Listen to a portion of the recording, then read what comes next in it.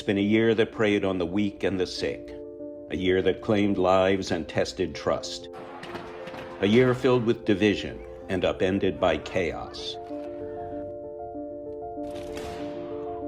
It's been a year dominated by staggering loss of life across the world. But it's a world still filled with courage, compassion, and heart. Pandemics occur. They have always occurred and they will occur. It would be really shameful if we don't learn from what we've been through. Amidst tragedy, we learned that we know how to put others before ourselves. Despite resistance, despite pushback, we persisted. This is a world of resilience, a world propelled by the belief that overcoming the impossible is in fact possible. With the inspiration of innovation, we were once again reminded that nothing is out of reach and that we should shoot for the stars. Faced with the kind of viral enemy the world hasn't known for generations, we witnessed every day the true meaning of what it is to be a hero. Society reckoned with inequality, and people took to the streets and used their ballots to make their voices heard. Let's stop thinking that our voice don't matter. That's right. And vote! Heroes have walked among us and will again. Records were shattered and barriers were broken. While I may be the first woman in this office, I will not be the last. We imagine a tomorrow filled with unity, not division, a tomorrow that delivers equality, long overdue. A tomorrow galvanized to tackle the world's great challenges. 2020 upended norms and our understanding of normal. It was a year no one could predict. But we've endured hard years before. We've endured tragedy before. We emerged from those years stronger, wiser, better. And so it will be with this year, too.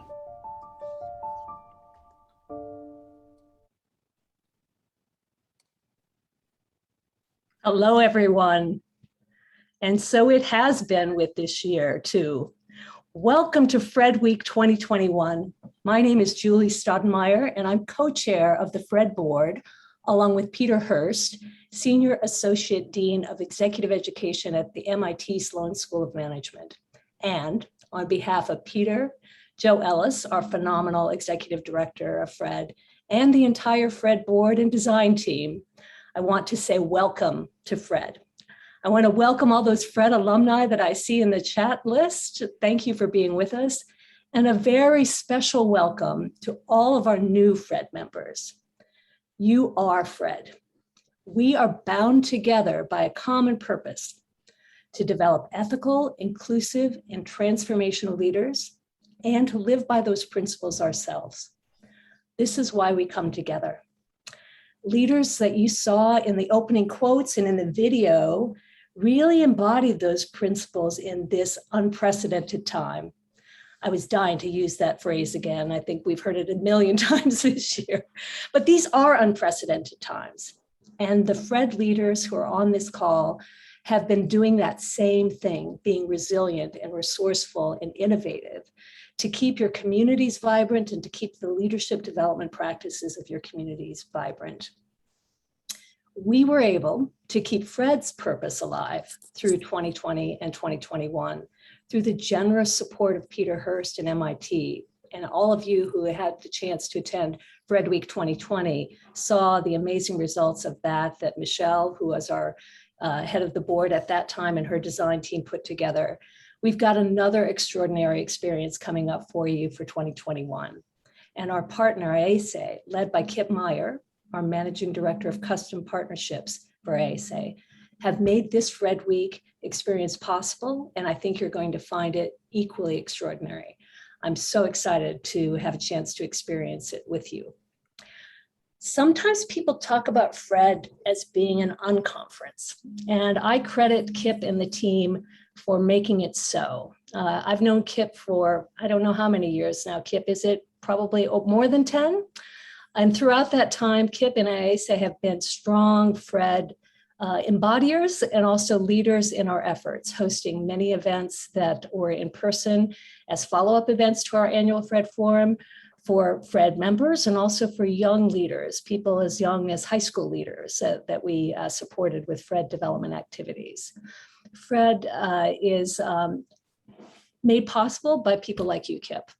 Kip, as you'll find, is an inclusive, innovative, and passionate supporter of Fred, and he's going to take us through some elements right out of the gate that will make this Fred a typical, not a typical conference, a very unconference, if you will, and we will all help him to make it so. So Kip, over to you. Thanks, Julie. It's great to see everybody and both familiar and new faces. So on behalf of ISA and the Fred team, welcome. I did have a great group here. I've got Julie Cook helping me, Rob Rivera and Victoria Simonton are all, we're together in New York. So even though this is virtual, it's an exciting opportunity for me actually to get together in person with the team. Unfortunately, I suspect all of you know Zoom very, very well, but just a couple of quick housekeeping. You know, you can, in the upper right corner of your screen, there's a view button. And so you can change the view, whether you want to see gallery and see everybody's pictures, or you want to focus on the speaker. You can set that view. We are doing this as an interactive session. So again, please manage your mics. Please turn on your cameras. We will be using the chats. We'll be using some of the polling functions. Hopefully lots of interaction, breakout rooms as we go through. So if you have any questions about it, you can either message me in the chat or also IT Tech if you're having any kind of challenges. So that's just a little bit of housekeeping, but now we want to get right into it. So Rocky, I'm very, very grateful to have you with us. And hopefully you are as proud and energized as I am to sort of see, you know, what you guys started over, was it 12 years ago now? And where we are today. So Rocky, welcome, and please get us started with some opening comments in our first activity. Thanks, Kip. The picture that you're seeing in my background really is the background where Fred was imagined by Jim Bolt and myself in 2008, and we came together in New York City in 2009. We didn't really expect that event to lead to the founding of Fred Leadership Forum. We thought it would be a one and done, but as we came together to explore the future of executive development, the participants really insisted that they needed that sense of inspiration, hope, and renewal that they had experienced. And so actually, I think today, this is our 13th Fred Forum. And it's occurring, as Julie said, even in a multi-year pandemic through the work of stalwart volunteers against all odds. This week, we'll be traveling across the globe, bringing you leadership insights from thought leaders who are passionate about ethical, inclusive, and transformational leadership. But it's really the hallmark of Fred that it's the participants of the Fred community themselves who are the experts and the content. So the community is much the content as the content. So let's invest the next 10 minutes in getting to know the real experts, those of you in the chat and on the call, you and your peers. So at sitting around your virtual metaphoric table, we've divided you, give you a little bit of structure. You've got 10 minutes, 2 minutes each. If you do the math, why don't you briefly say, again, name, rank, and serial number, where you're beaming in from. Then place yourself somewhere on the ecosystem of the field, in the field of executive and leadership development. And then in your last 30 seconds, perhaps if you're new to Fred, how did you hear about Fred? Or if you're old to Fred, maybe share a little bit of your previous Fred history. So let's meet each other.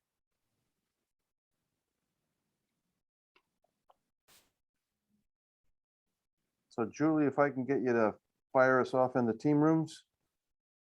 The team rooms have been opened. People should see an invitation to join their room.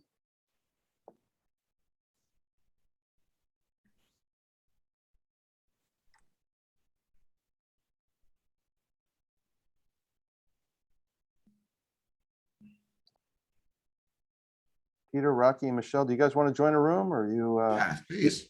Be good for us to chat and compare notes or any. Yes, Yeah, I'd like to definitely. join a room too, please. Yes, put us all in rooms. Thank you. Okay, put me in a room.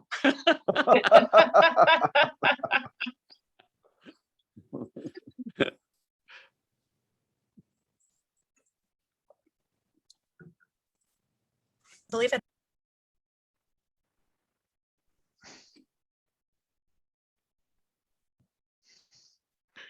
Okay.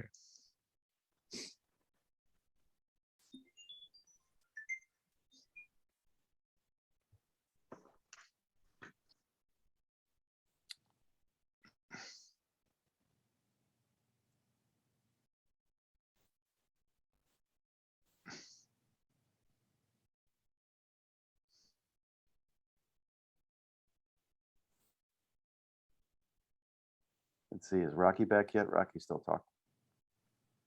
Waiting for the last possible moment.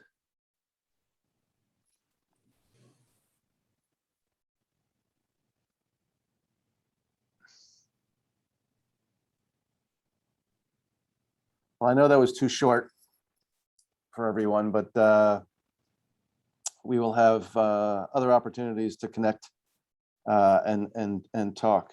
So welcome back, Rocky. We have Franz with us.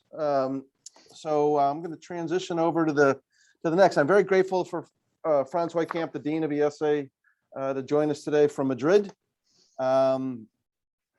He's been commuting back and forth between our Barcelona campus, our Madrid campus, but very grateful for his time and the opportunity to talk with Rocky. We had a prep session last week about, this topic of teachers as leaders, and I was thinking this morning, Rocky, that you can only really be a teacher if you have students, and so it is very much this relationship of people. So it's not just the ideas and the knowledge that you have, but it's actually how you connect. And so thank you very much for leading this conversation and for welcoming Franz, and we're curious to see where your conversation leads us. So let me turn it over to you. But you're on mute, Rocky. Every time people, it's just FYI for anybody who's when everybody comes back to the team room, you're automatically on mute. I'm a relative Zoom rookie, if you remember. I retired. I'm largely a forester these days and gardener. Franz, I really look forward to our conversation today. Let me tell everybody a bit about you. Franz was appointed Dean of the SAE Business School in 2016, but he came to the school in 2002 after graduating from MIT. He's a professor and scholar of managerial decision science. This includes topics such as artificial intelligence, decision analysis, and forecasting. He's certainly a global citizen, born in Germany. He got a degree in civil engineering from Paris Tech in France, and did his PhD at MIT. And that's where I'd like to start. Maybe Kip, really raised the question. And Franz, I'd like to ask, how was the desire to be a teacher / educator awakened in you? Well, thank you, Rocky, for the first question, and maybe in general, thanks for having me here in this conversation on the FRED forum, and I'm happy to share a little bit some of the ideas as far as they're of interest. And I have to actually confess first and foremost that I'm interested actually also in hearing a little bit from you. I'm really curious about actually where learning in general, and certainly for executives and senior executives, will be going in the next few months and years. My impression is that this is, at least for me, it's not really clear. I think we can tell that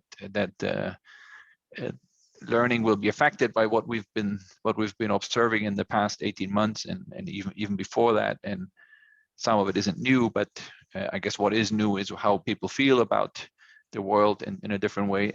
And so I'm curious about this. So let me just say this in the beginning. But coming back to Rocky, to your question. So as you mentioned, I've been actually a faculty member since 2002, and that was sort of the outcome of a more fundamental decision. I mean, what was I going to do? Was I going to do work in academia, which I associate very much with learning, both personally through research and how you work with others, with students, with participants, more broadly speaking. And actually, for me, the specific decision was to decide between an offer to become a management consultant or to go into academia after just at the end of my PhD.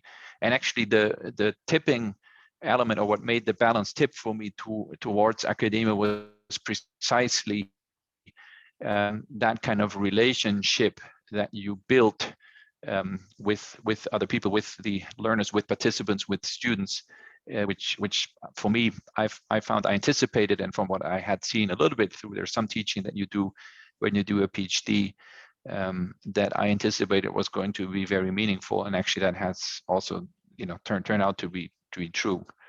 So I guess it's about this relationship. It's about seeing other people grow. Of course, you can do this in other fields as well, but I think academia, teaching, learning, I guess, is where this is already. I mean, you can learn a lot, of course, in other fields doing other things, but it's the, of course, the number one objective of a student already, and a student professor relationship is about that. So I think it's at the heart of what we're doing, and that's something that I was specifically interested in.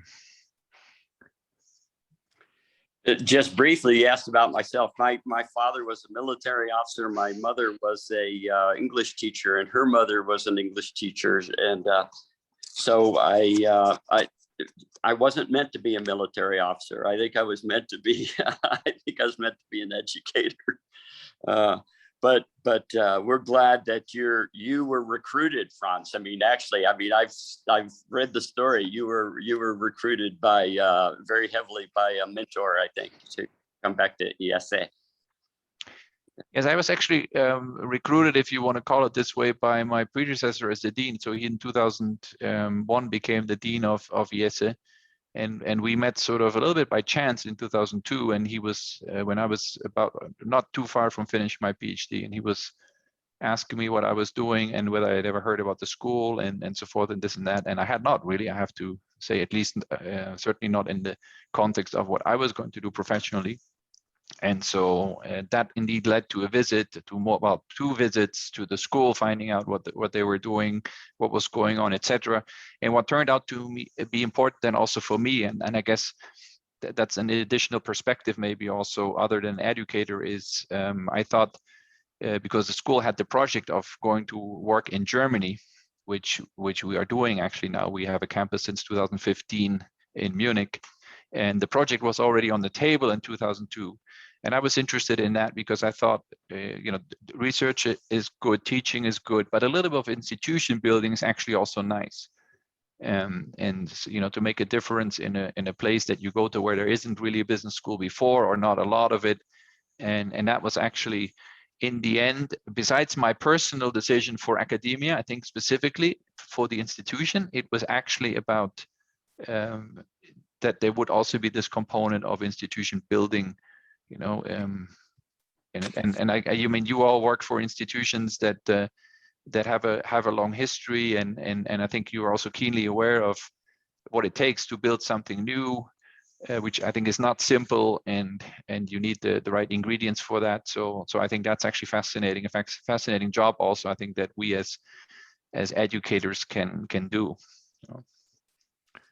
Thank you, Franz. Looking through and reading about ESA, I really was welcome to find the three pillars of Fred. The idea of inclusion, ethics, and transformation. It permeates really your mission, and I'd like to explore those a little bit, and maybe one by one. And since becoming dean, how has the MBA landscape changed relative to the concepts of inclusion and diversity? Wow, I would say it's become over the years, say a hot topic much more than 5, 10 years ago. No? So I was actually myself the MBA director of our MBA at some time, and we've always had we put emphasis in the late 80s, early 90s when we started to internationalize our MBA. We thought about opening it up, making it more diverse, first and foremost around the dimension of where are people from, so in the MBA, sort of what kind of background do they bring, so that I guess was sort of the first wave that had to do with countries that people are from, but also as the MBA is a general management program, there was also then the question of what kind of professional background do you really have, where have you worked, what have you studied, so to make it diverse. And I think that's always been also the strength of MBA programs. Certainly, I can say that certainly for the European MBA programs, always been, I think, one of their key differentiating factors. No? Now today, that's I think as depending on where you live, takes on different dimensions. And many of you are from the US, you probably know better where this debate is going, or in general where the institutional efforts are going around diversity. For us, the most important element, aside from where people are from, because we have in our full-time MBA people from 60 countries, and actually more than 80% are non-Spaniards. So I mean, our full-time MBA is based in Spain, but more than 80% are non-Spaniards, and that's been like that for the longest time. But for us, there's still, I'd say, the main challenge actually has to do with female participation. So we still have an issue, and we realize that it's not at all obvious to get to numbers if you draw from all these different countries, to have more than 30% of women in our full-time MBA program. That is still a challenge, And again, it reflects also what's going on partly in these different countries, because as you probably know, the US is pretty much the only market where there is 40% or more of women actually in the candidates pool. But anyway, so that's a long discussion. I don't know, maybe Rocky, you want to go there at some point.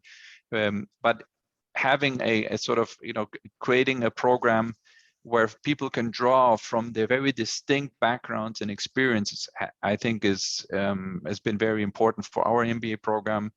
We are a school, our program was founded in 1964. That was the first 2-year MBA program on the European continent, and that was actually done as part of a project with several faculty members from Harvard Business School. So even though we have a distinctly European flavor to the program, it's recognizably a case method based Harvard style MBA that we have. And so in that context, and as in some others, of course, it's very important, I think, where people are, what do they bring to that discussion precisely, and that's obviously shaped by their backgrounds, by their experience, etc. So I think that's why I think that's very important for our MBA program, and you could say by extension in general for our management programs.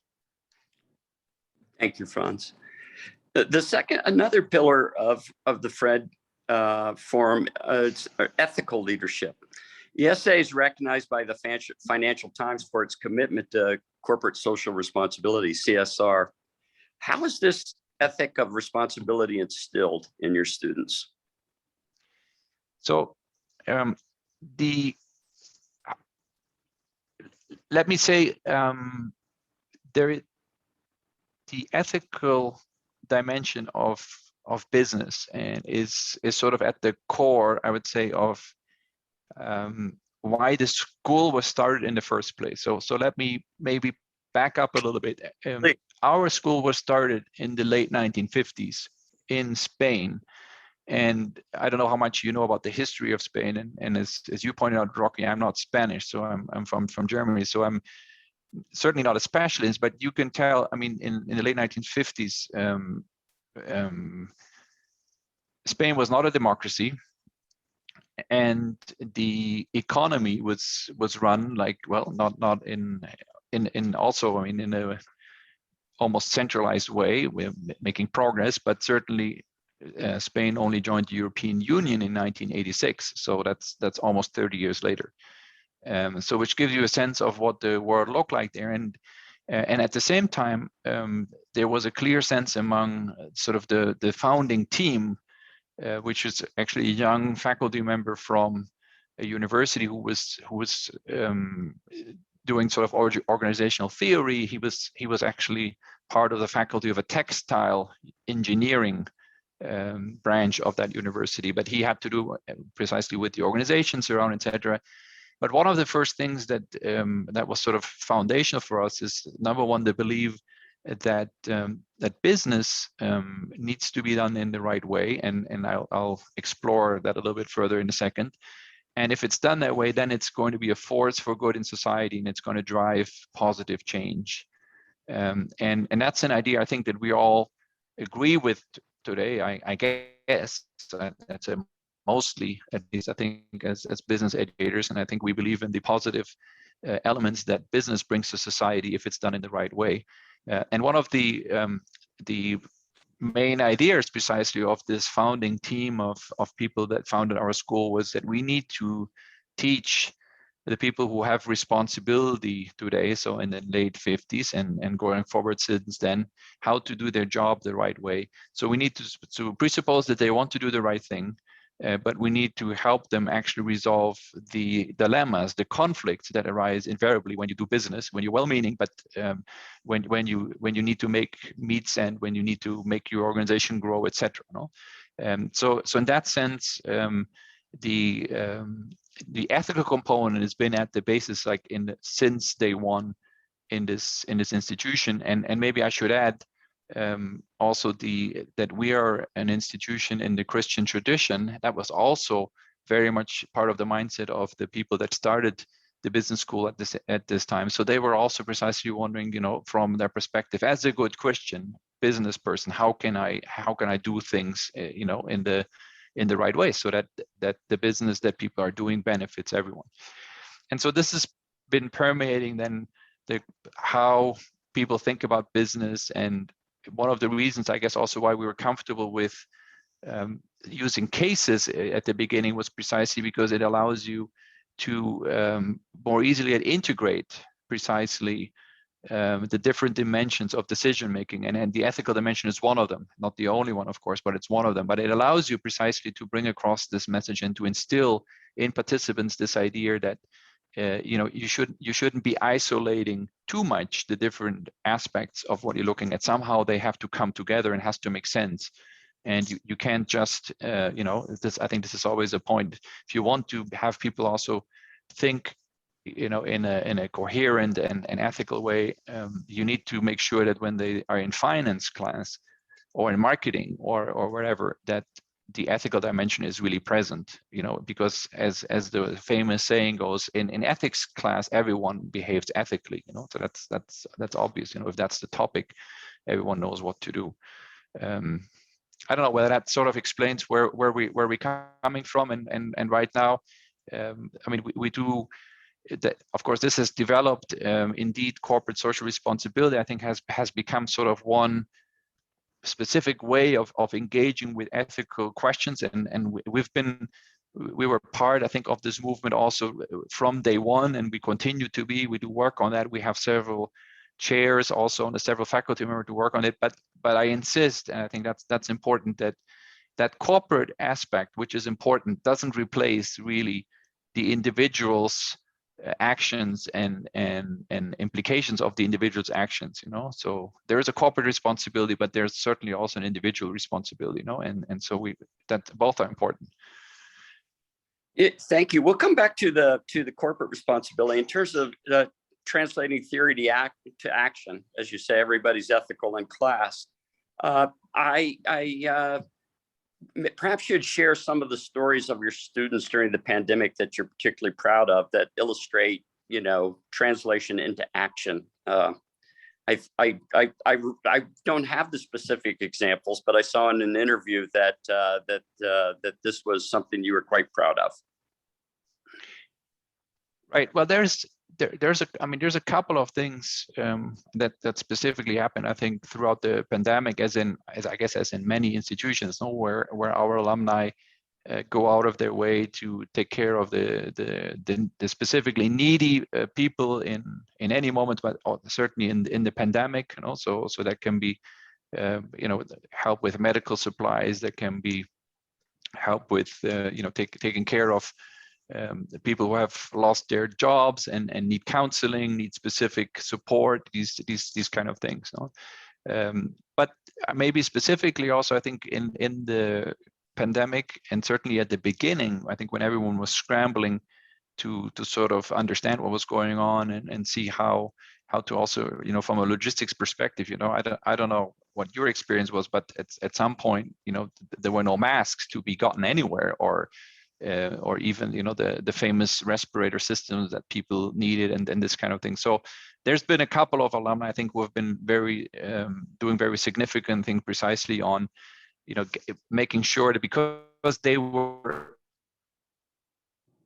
able, because of their logistics network, to provide significant support to hospitals here in Spain, in terms of masks, in terms of the respiration systems, etc. But again, I'm sure that happened in many other places as well. And in a way, I think the probably most significant things that our alumni do, and in general people do, and I'm not, I don't think I can claim that our alumni are better people. I hope they're doing the right thing always and doing good and well. But I think in general, one of the things that we insist a lot on, it's what happens, on a daily basis in the environment where you work. It's good to do exceptional things, but they are exceptional by definition. I guess what really defines in the end your place in life is what you do on a regular basis. Whether your business is doing good things for everyone on a regular basis, and has a culture where everyone can thrive, and these kind of things. But every day. So. Do you want to say anything more back to corporate social responsibility? Again, Financial Times recognizes you as outstanding in this area. I'm curious how you address that. Yeah, that's an interesting point indeed. The Financial Times has, you may be familiar with this, has created this specific category, and I'm not sure whether it's all of the rankings or just some of the rankings, and I think this has to do actually a little bit with, similar to the ethics question, with our insistence on it has to be, present all the time. If you outsource the topic into a specific course at a specific moment, it's very unlikely that your participants, your graduates, will really grasp that they need to incorporate it consistently in what they're doing. And that's the same kind of strategy in the same way as to ethics that we apply to also CSR.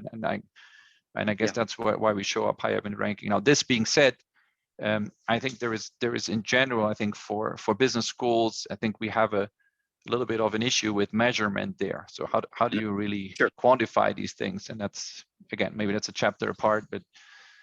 Well, once you have the reputation, you'll be challenged to live up to it in a good way. I'm sure you will. But yeah. Right. I'd like to, so the third pillar of FRED is transformational leadership. And my teaching colleague and friend, Morgan McCall at USC, he defined leadership this way. He said, leadership is creating the context for others to achieve their full potential.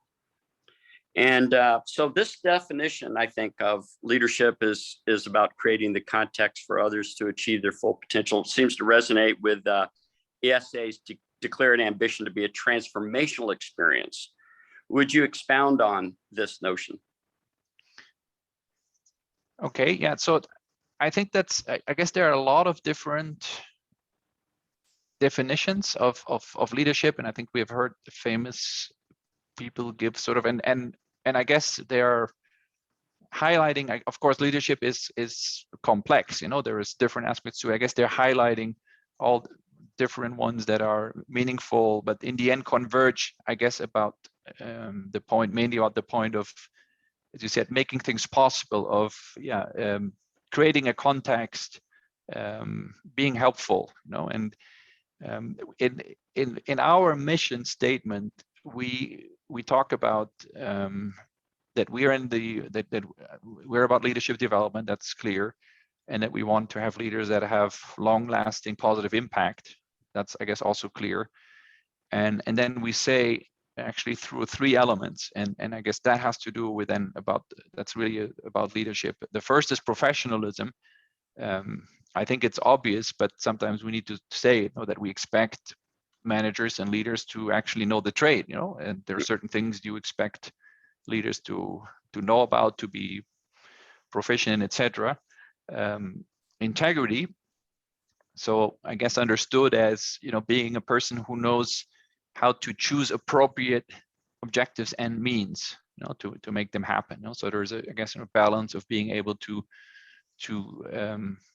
understand, what matters most, what is, how far can you go in a certain thing, what is reasonable, and to distinguish between the different dimensions.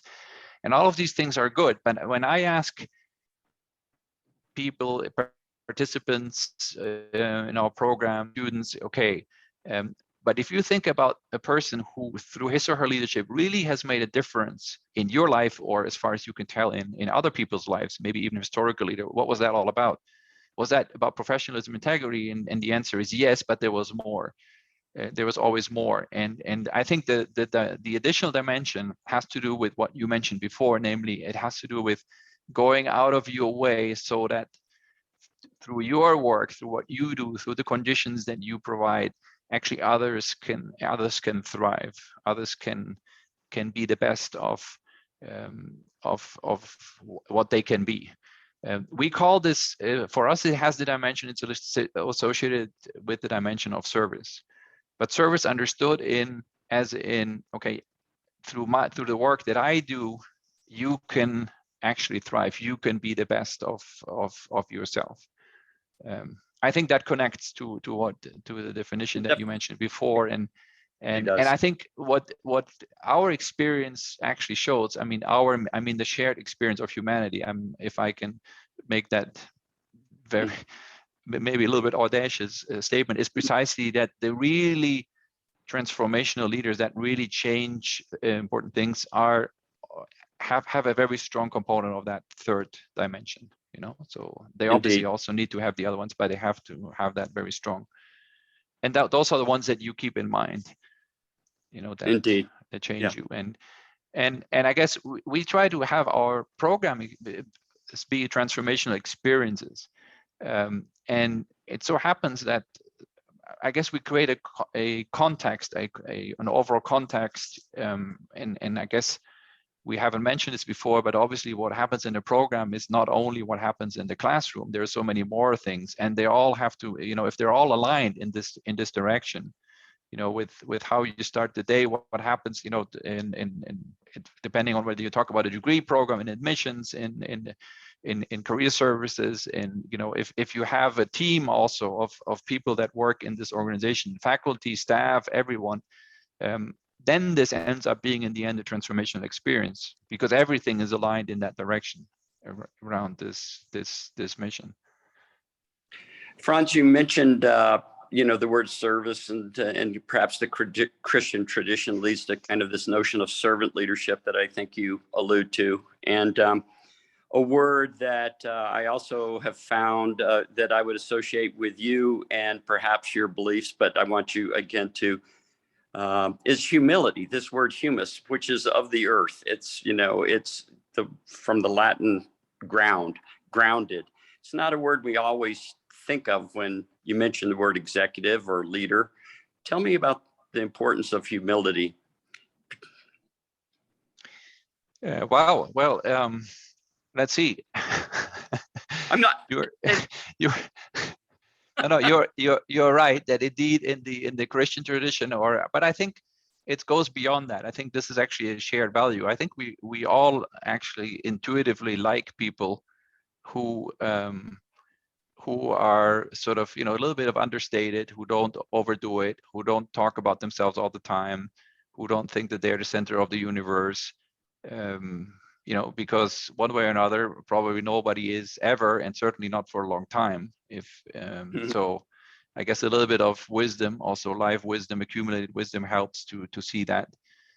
which doesn't mean you don't need inspiring leaders who, in the right way also, of course, connect their personal, the personal actions with motivating other people, but in the right way. You can do it in a way that does clearly shows it's not about you, or it's not about praising yourself in a way.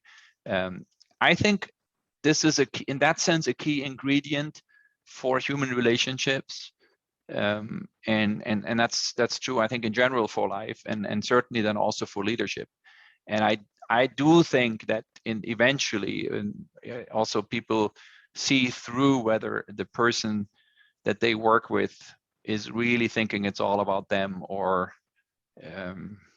about the bigger goal, be it for that team or that organization, or even maybe society as a whole.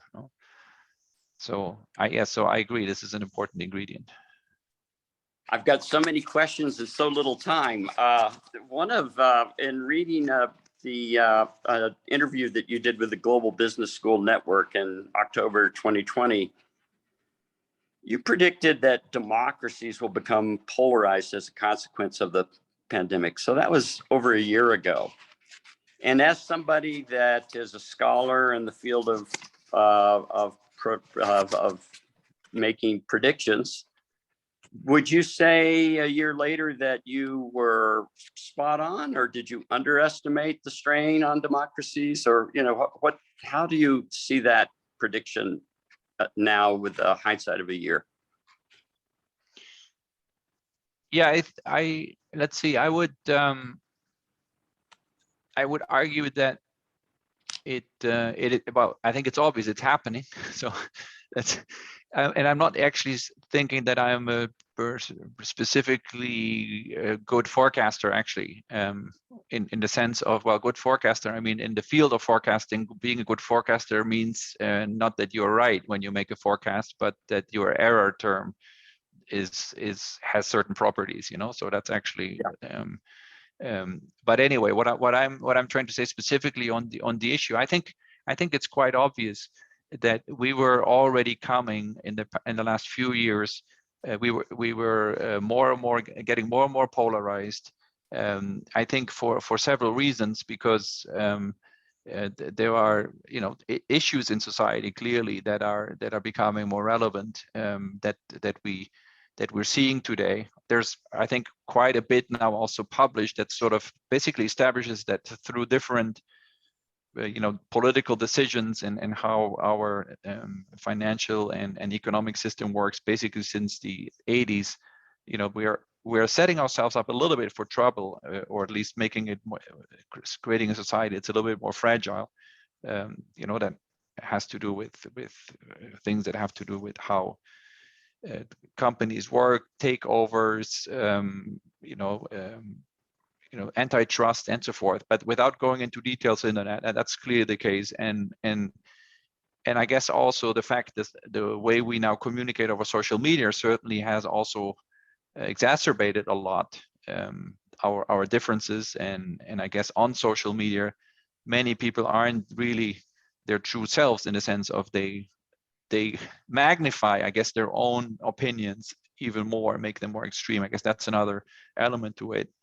And so that was already there. And then if you put into the cocktail also a pandemic, which again creates additional uncertainty, additional strain on everyone, I think for me it's clear you will make it more difficult, and what was already there will be becoming more pronounced. So I think that's a little bit what I see. And I guess also in general, if you think about besides more polarized, I think there's, if you even look at the individual, I think we're struggling. I'm sure you see this also in organizations today, with people that are just tired. There's a fatigue, I think, from that also the pandemic has brought to everyone, and that makes it difficult for people to do their work in a normal way. And I think they're unsure. We're all unsure somehow how this will continue. And I guess in organizations, those who lead organizations or who work with organizations, I think we need to look at that and see, okay, what can we do to make them as friendly as possible, to give people as much support as possible, but certainly I think maybe most importantly, take into account that the people that you are dealing with these days, these weeks, these months, they're all, have gone through, have had a very difficult time, have gone through a difficult moment. So Franz, I want to thank you. I have many more questions actually right here for you, but I think we're going to have to go for a bike ride and to find the time to dig into them. But I really have enjoyed getting to know you, and thank you for launching this Week of Fred, and where we really will try to find that vitality and that sense of renewal that you referred to, that we all need. Thank you very much.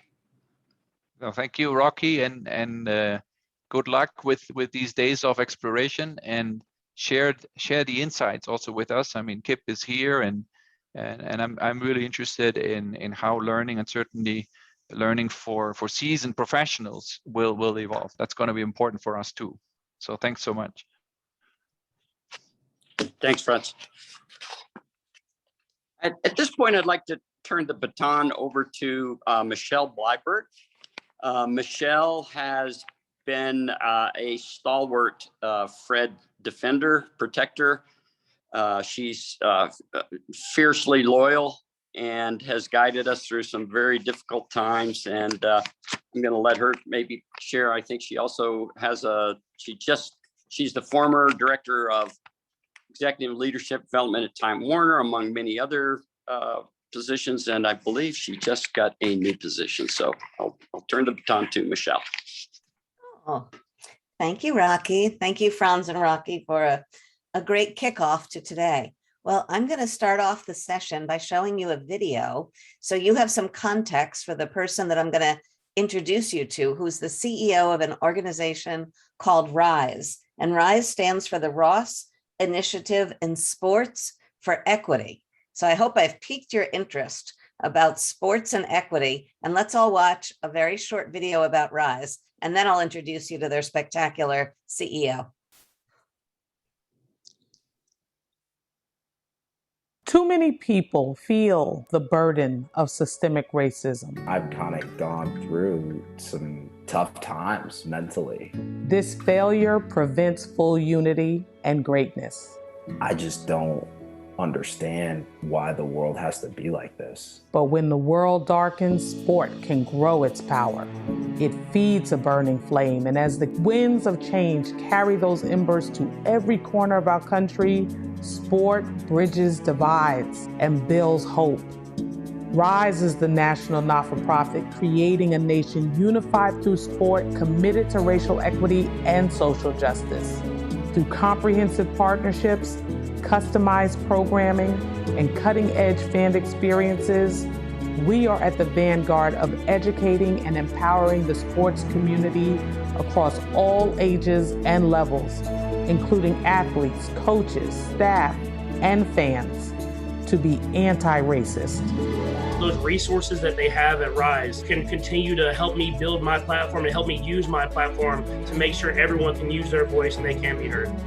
The RISE program, I would say, is definitely really beneficial, that it gets people talking about like these hard conversations that need to be had. With nearly 500 professional, collegiate, high school, and community partners, RISE is eliminating racial discrimination and creating safe spaces for critical conversations. Through a nationwide footprint that has inspired more than 5 million people and supported by the strength of an unprecedented coalition of sports leaders, we're bringing together diverse communities and fighting to ensure no voice goes unheard. One of the assistants in our Daytona office, she emailed me after. She said, I finally get it, right? I understand why we have banned the Confederate flag. It was because of our own people who were hurting, right? And it was a very important moment for our company and the sport more broadly. This program has showed me, like, keep pushing. Just because I'm young doesn't mean I'm not a leader in my community. Ending racism is an uphill battle, but through sports, we can unite people of all backgrounds and help create a more just and equitable society. Now more than ever, We must all rise together.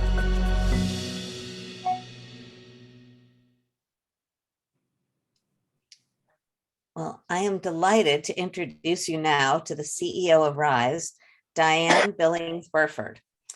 And I had the pleasure of meeting Diane when she and I worked together at Time Warner for about 5 years together. And I'm a very visual person, so I was thinking about what image does Diane bring to mind when I think of Diane? And I decided it's fireworks. Because when you look at the definition of fireworks, fireworks causes a spectacular explosion, a display of brilliance and energy. And when I think of Diane, that's what I think of. And let me tell you a little bit about Diane's background. She did her BA at Yale. She then went on to work for a couple of organizations in college counseling and recruiting and training, and then decided maybe she needed some more background to be able to do the things she wanted to do in the world. So she went to law school at Columbia. So you already know she's no slouch. She then joined a very prestigious law firm, Simpson, Thacher, and Bartlett, worked for them for a couple of years, and then did a couple of very interesting jobs working for the city of New York. One of them that I was particularly impressed with was that she was the chief service officer for New York Service, working under former Mayor Bloomberg.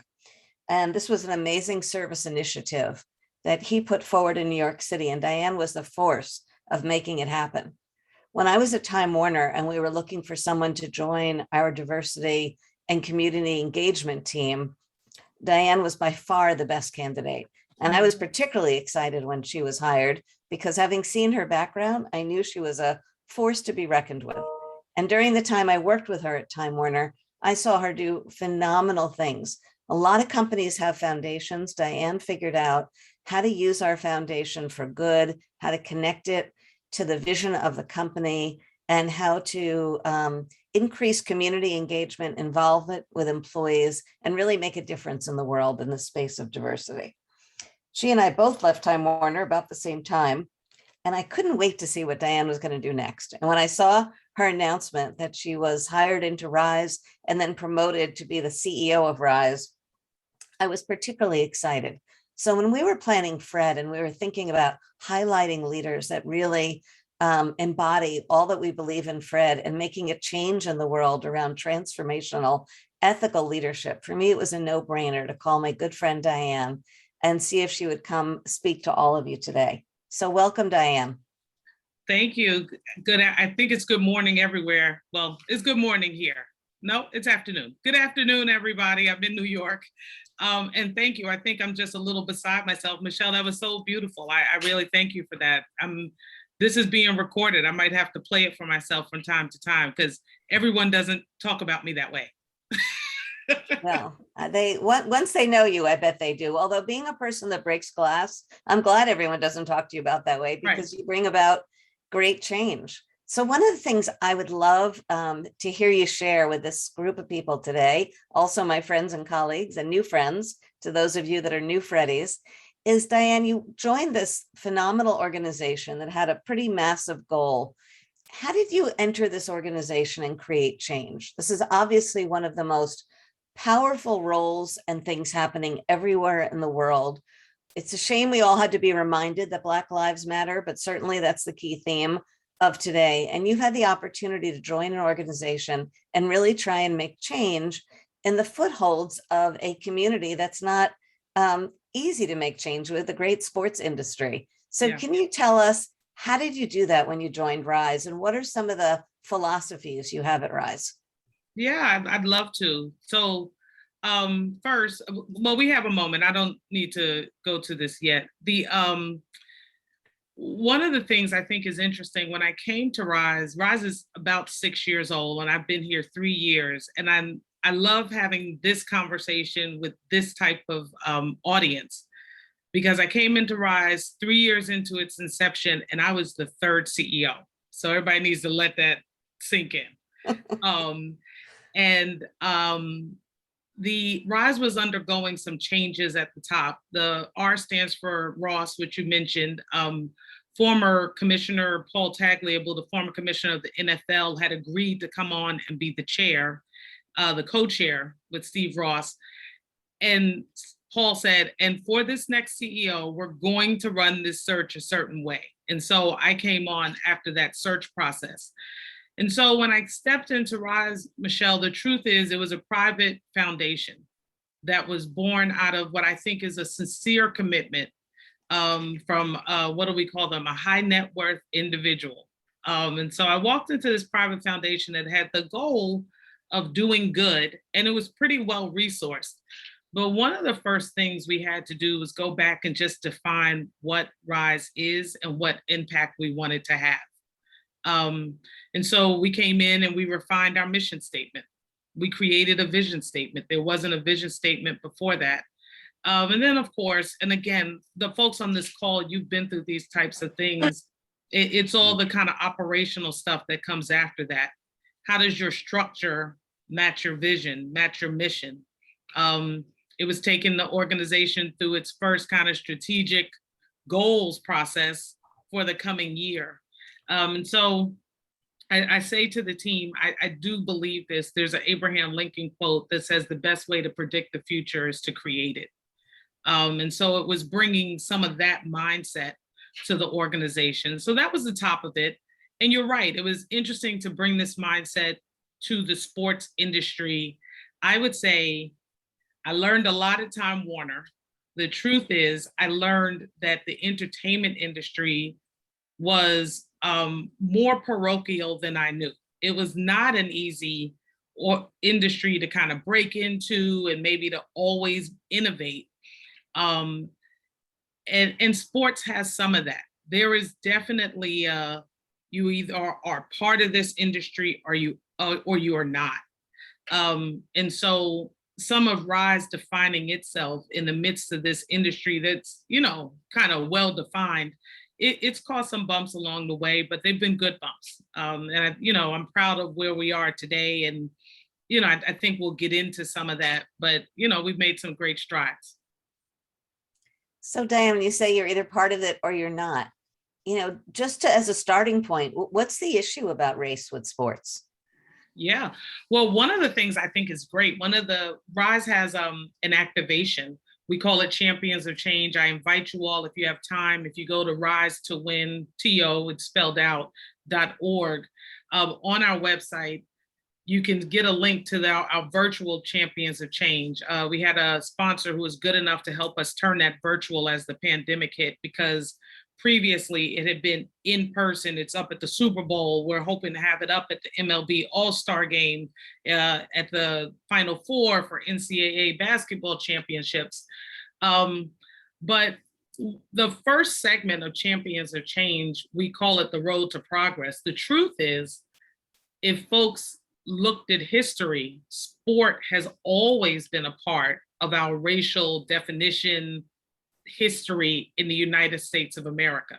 And so we take in that first portion a very kind of digital interactive approach. Folks can touch different kind of logos, and you see for the past 100 years, the role that the sports community, whether it's athletes or executives, have played in this space. I often reference when Medgar Evers, a civil rights leader, was killed. In response to that, Bill Russell went down and ran the first integrated basketball camp in Mississippi. It is not new, right, that our sports figures are connected to us progressing as a nation in this race space.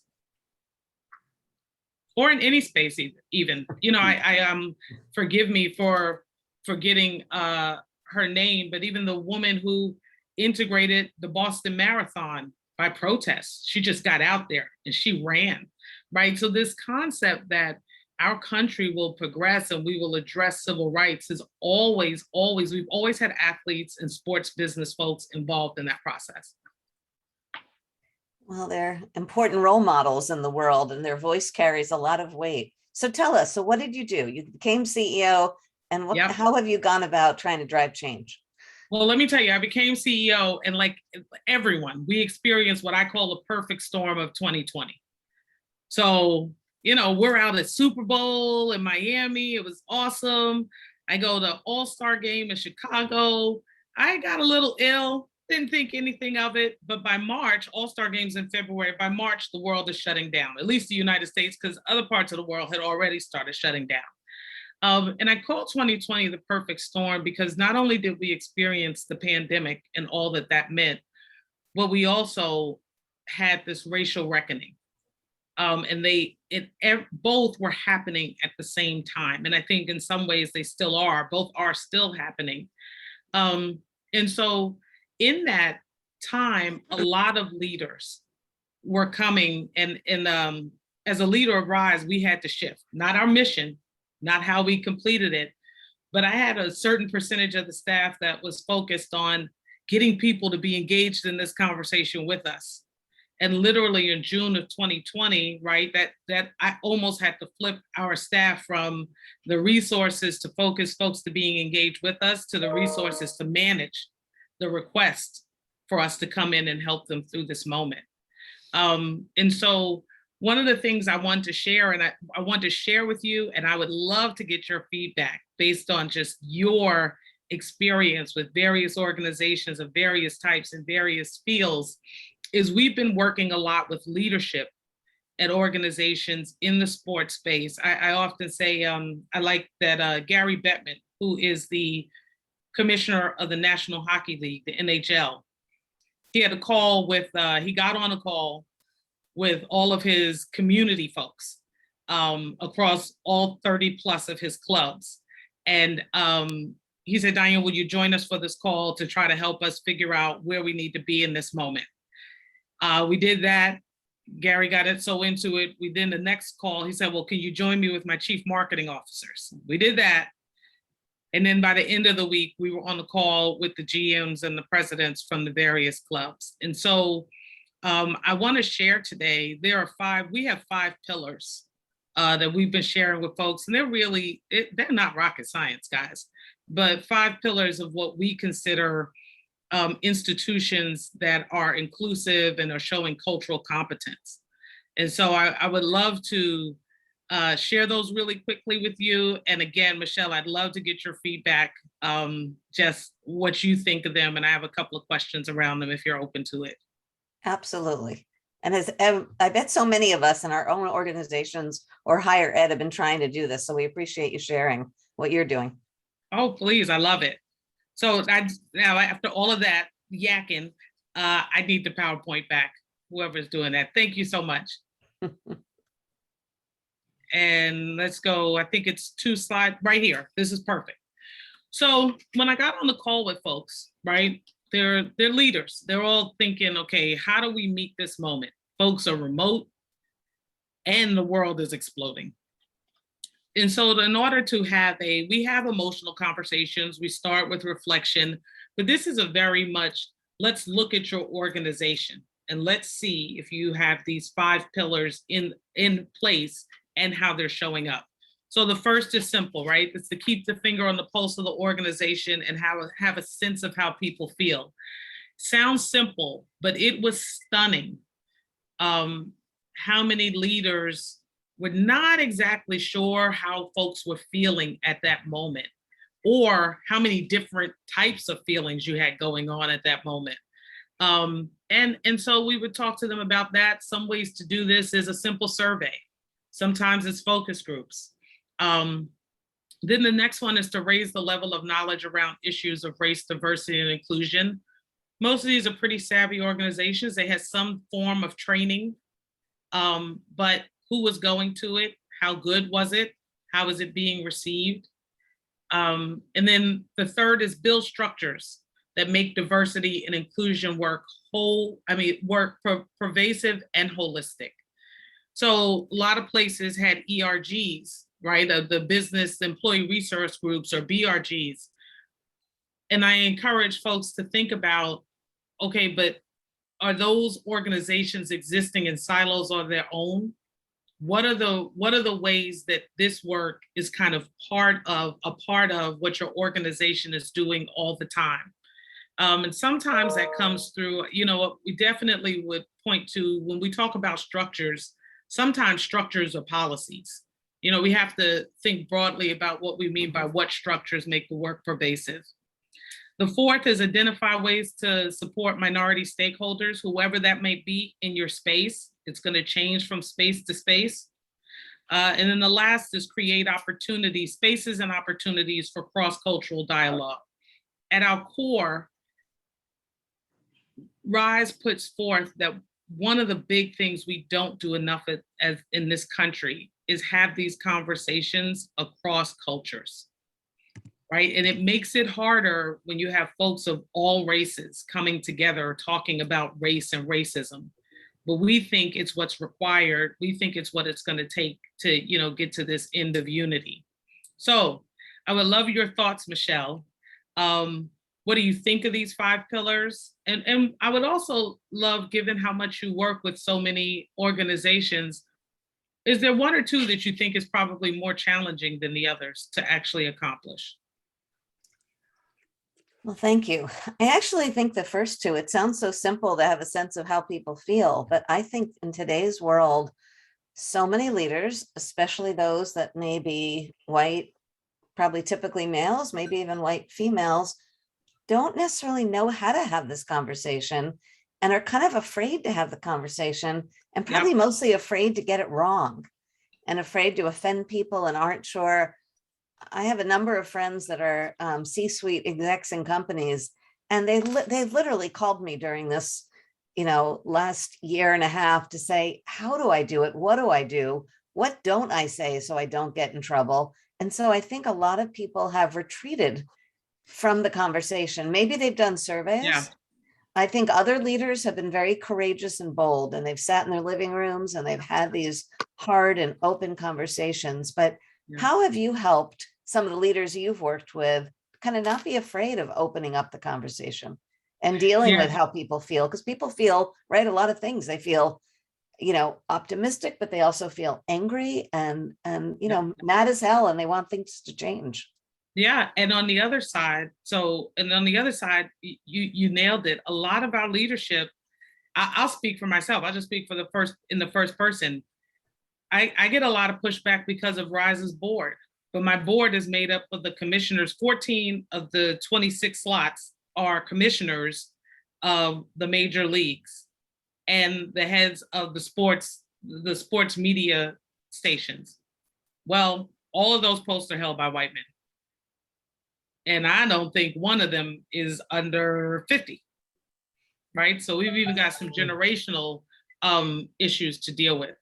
And so I deal in that space a lot. You're right, I've got that question a lot. And some of it is, this is part of my response to that population.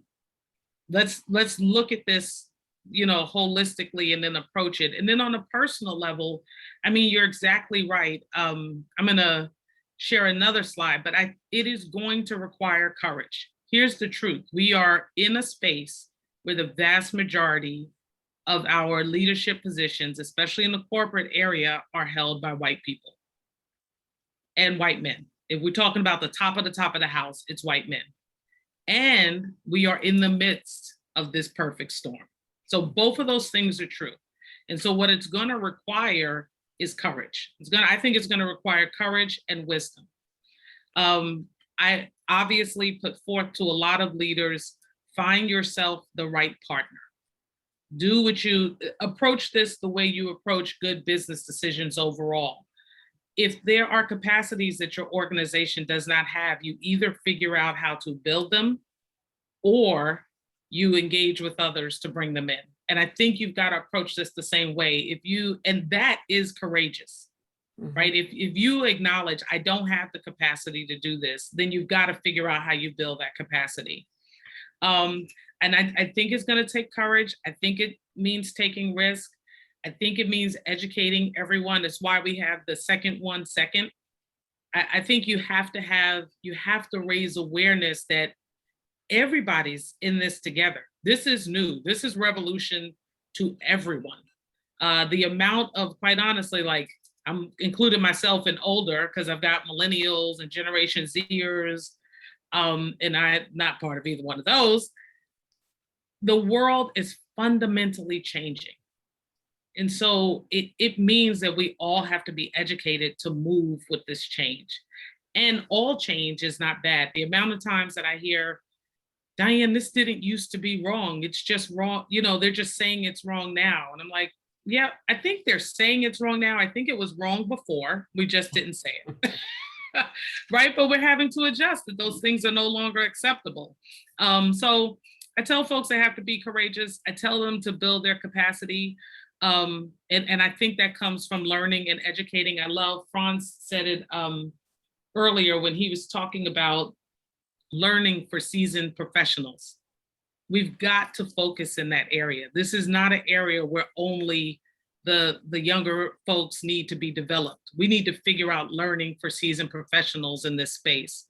But I think courage, it more than anything. But if you guys could go to the next slide, I also think Deloitte has created a great framework for senior leaders to look at and say, okay, am I exhibiting inclusive leadership, right? So that courage that I mentioned is there, but are you cognizant of the bias you have? A lot of the sessions, we've now run sessions for over 20 NFL clubs, so across the country.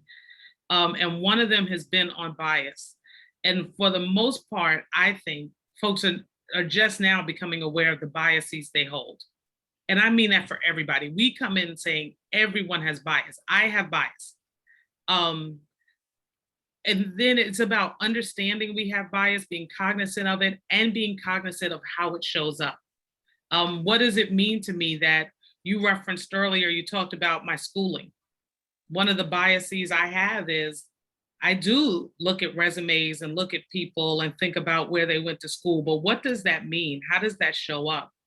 How does it impact where I move people, where I promote them, what I ask them to do, what I expect of them? So we all have to be cognizant of various biases. I think commitment, and Michelle, this is one of the areas I think is probably a real challenge for folks that might be nearing, and they already know they are nearing the end of their career. Leading through this is gonna take commitment. I have literally said to some of our top leaders, if you're not committed to leading, like making your organization more inclusive, your time to step down may be sooner rather than later. And it's better for you to own it and control it, right? You can't do this without a commitment because it's not simple and it's not easy. Then curiosity, we need to want to get to know what we don't know. We need to want to get to see what we didn't see before. I think the fifth one we touched on already, cultural competence. And then the sixth is collaboration. And the truth is, I feel like in most organizations, they've already been working in that space. Most organizations work to figure out how to be collaborative. So I think it's just about how do you apply that in the inclusion space, which is not simple, but we have the chops to do it. So any of those?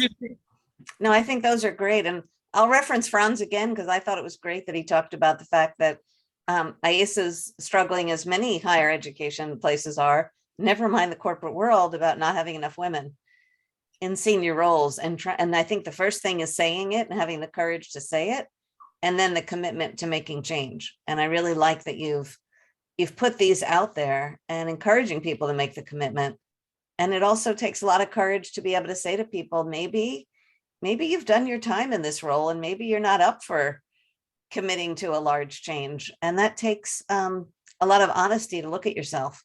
Yeah, it takes honesty, it takes courage. And for those that have been working on succession planning, it's a little easier. For those that have not, right? Then you're faced with, okay, if I haven't thought about this to date, but now if I'm honest, this has to happen. Then I think as a leader, you've got to move to, okay, how do I create a smooth succession? How do I work with my board or whatever to get to the next step? Because again, it is not simple. We are talking about systemic change, and the leaders got to be committed to leading the organization through this. Or we used to have, I do flat out say often to a lot of more senior white male executives, you used to have the option to not be involved.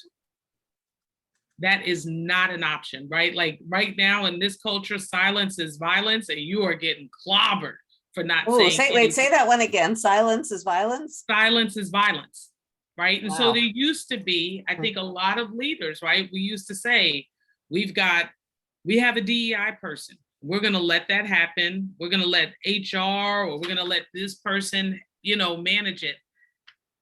That is not an option anymore for leaders. That it's just not it's not a strategy we can invest in without being concerned about the outcome. It's a very risky option to take. I'm not going to say you can never take it, but it's a risky option to take. And so if you accept that, then you have to be committed to how do I figure out how to be this leader in this inclusive space. It's going to take work for everybody.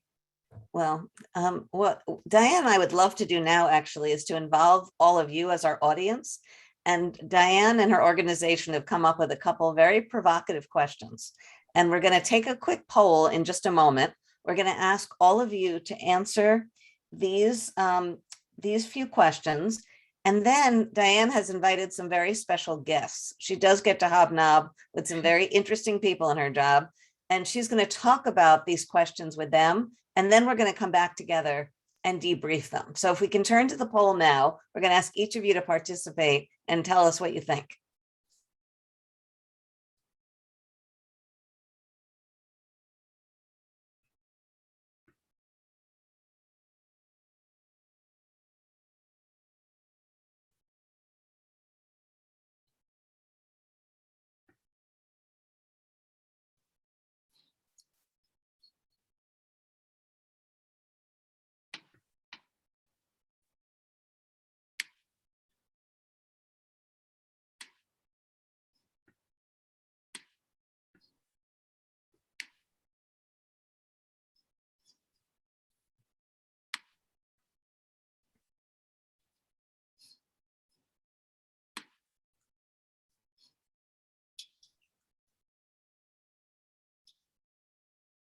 Well, thank you everyone for taking that poll with us. And you can tell from these questions, we've got some interesting topics to talk about: the Black National Anthem and the Confederate flag. So Diane, can I ask you to introduce your guests? Yeah, I'm so excited. I will say, I mentioned my board before, but I think I have one of the best boards in the whole world. And so Steve Phelps, who is the president of NASCAR, and of course had to deal with this issue on banning the Confederate flag, and Troy Vincent, who is the executive vice president of the NFL, who oversees football operations, is a former NFL player, is the highest ranking African-American in the National Football League. Both of them joined me for a conversation about inclusive leadership. So we're about to have that conversation with them, and then you and I'll come back. We're already so jealous of your job, Diane. No. As everyone here knows, this is the fun stuff. There's always the other stuff.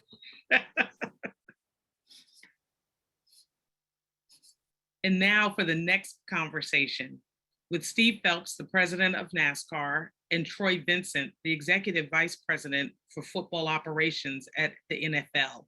Both are RISE board members, and both are people I just learned so much from and I love spending time with. Okay, so here we go.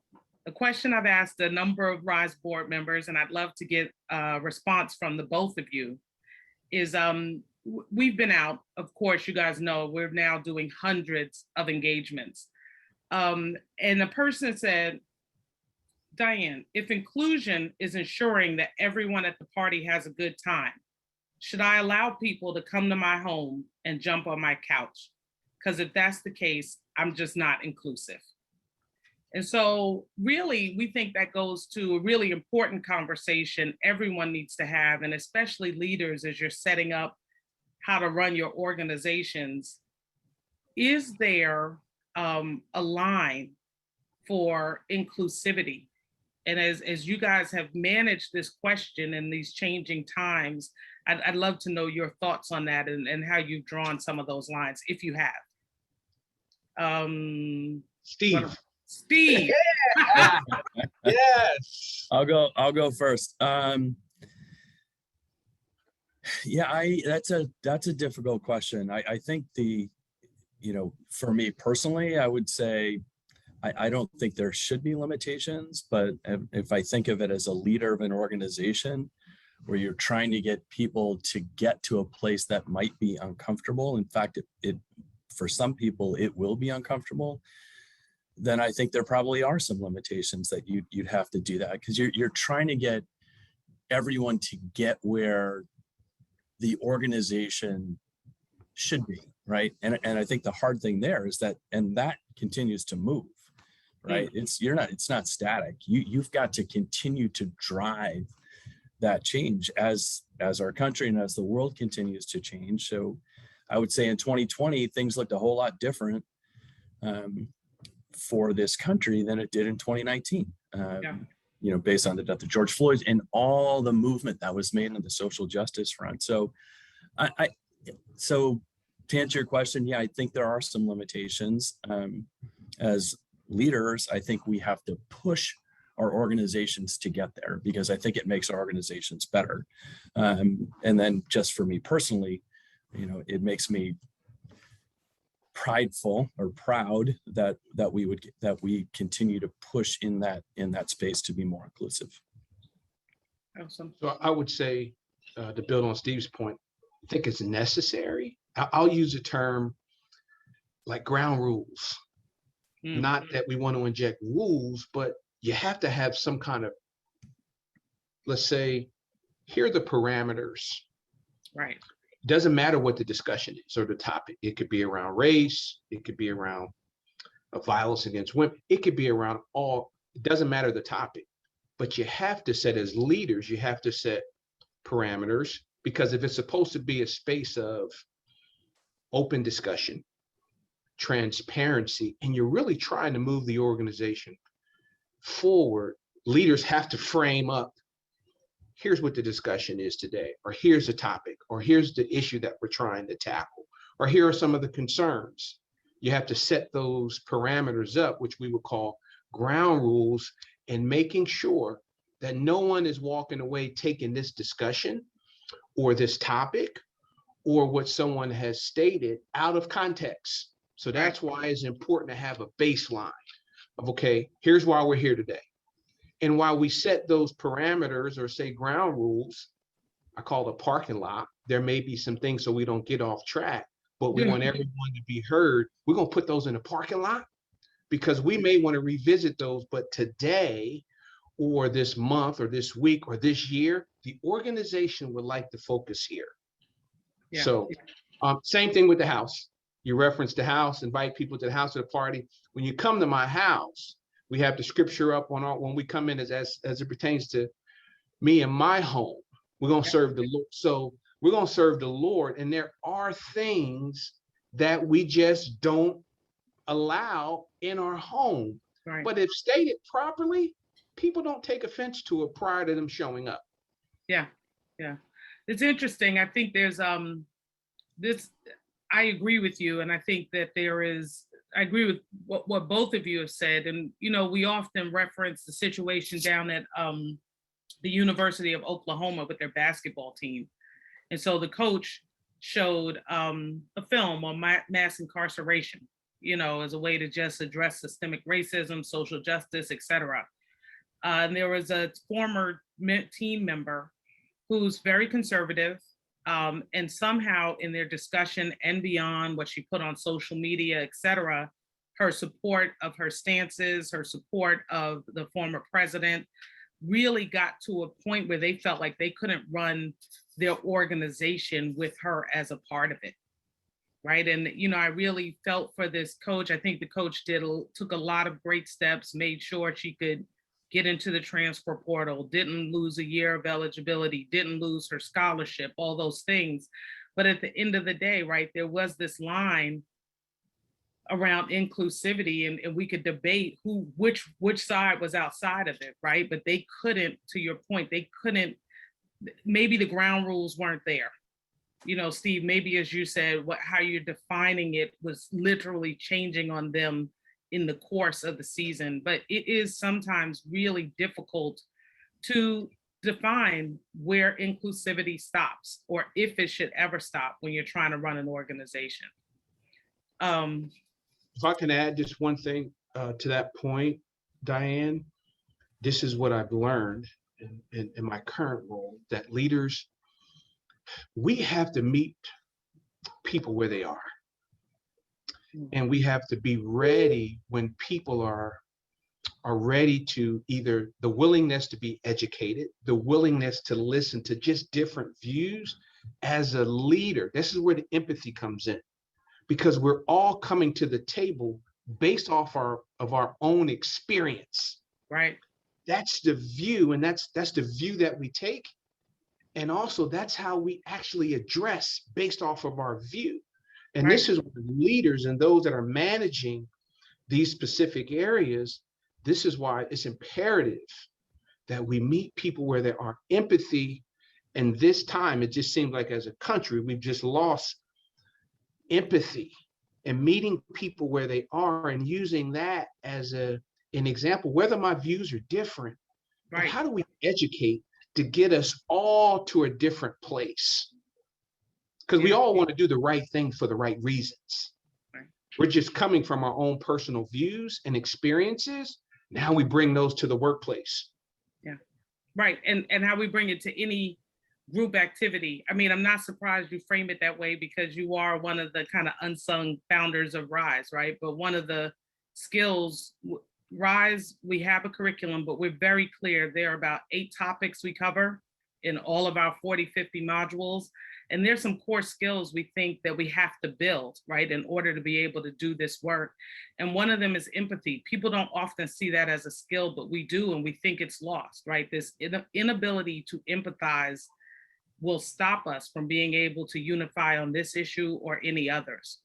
So I want to turn, Steve, because we kind of, you know, you're on the hot seat again. In 2019, right, folks have talked a lot about it. NASCAR, with you at the head, made a policy around the Confederate flag, you know, and I actually talk about this often with folks. I think as a leader, something can be clear, but it does not mean that it's simple. And I think that this was one of those moments for you as a leader.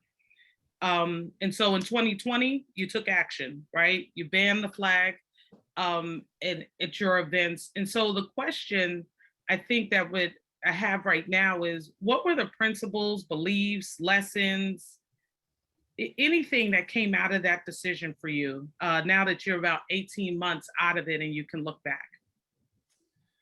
Well, I would say, Diane, I'm not sure there was a more important decision for our sport because it's the first time we met. Diane was actually right across the street here at Daytona International Speedway.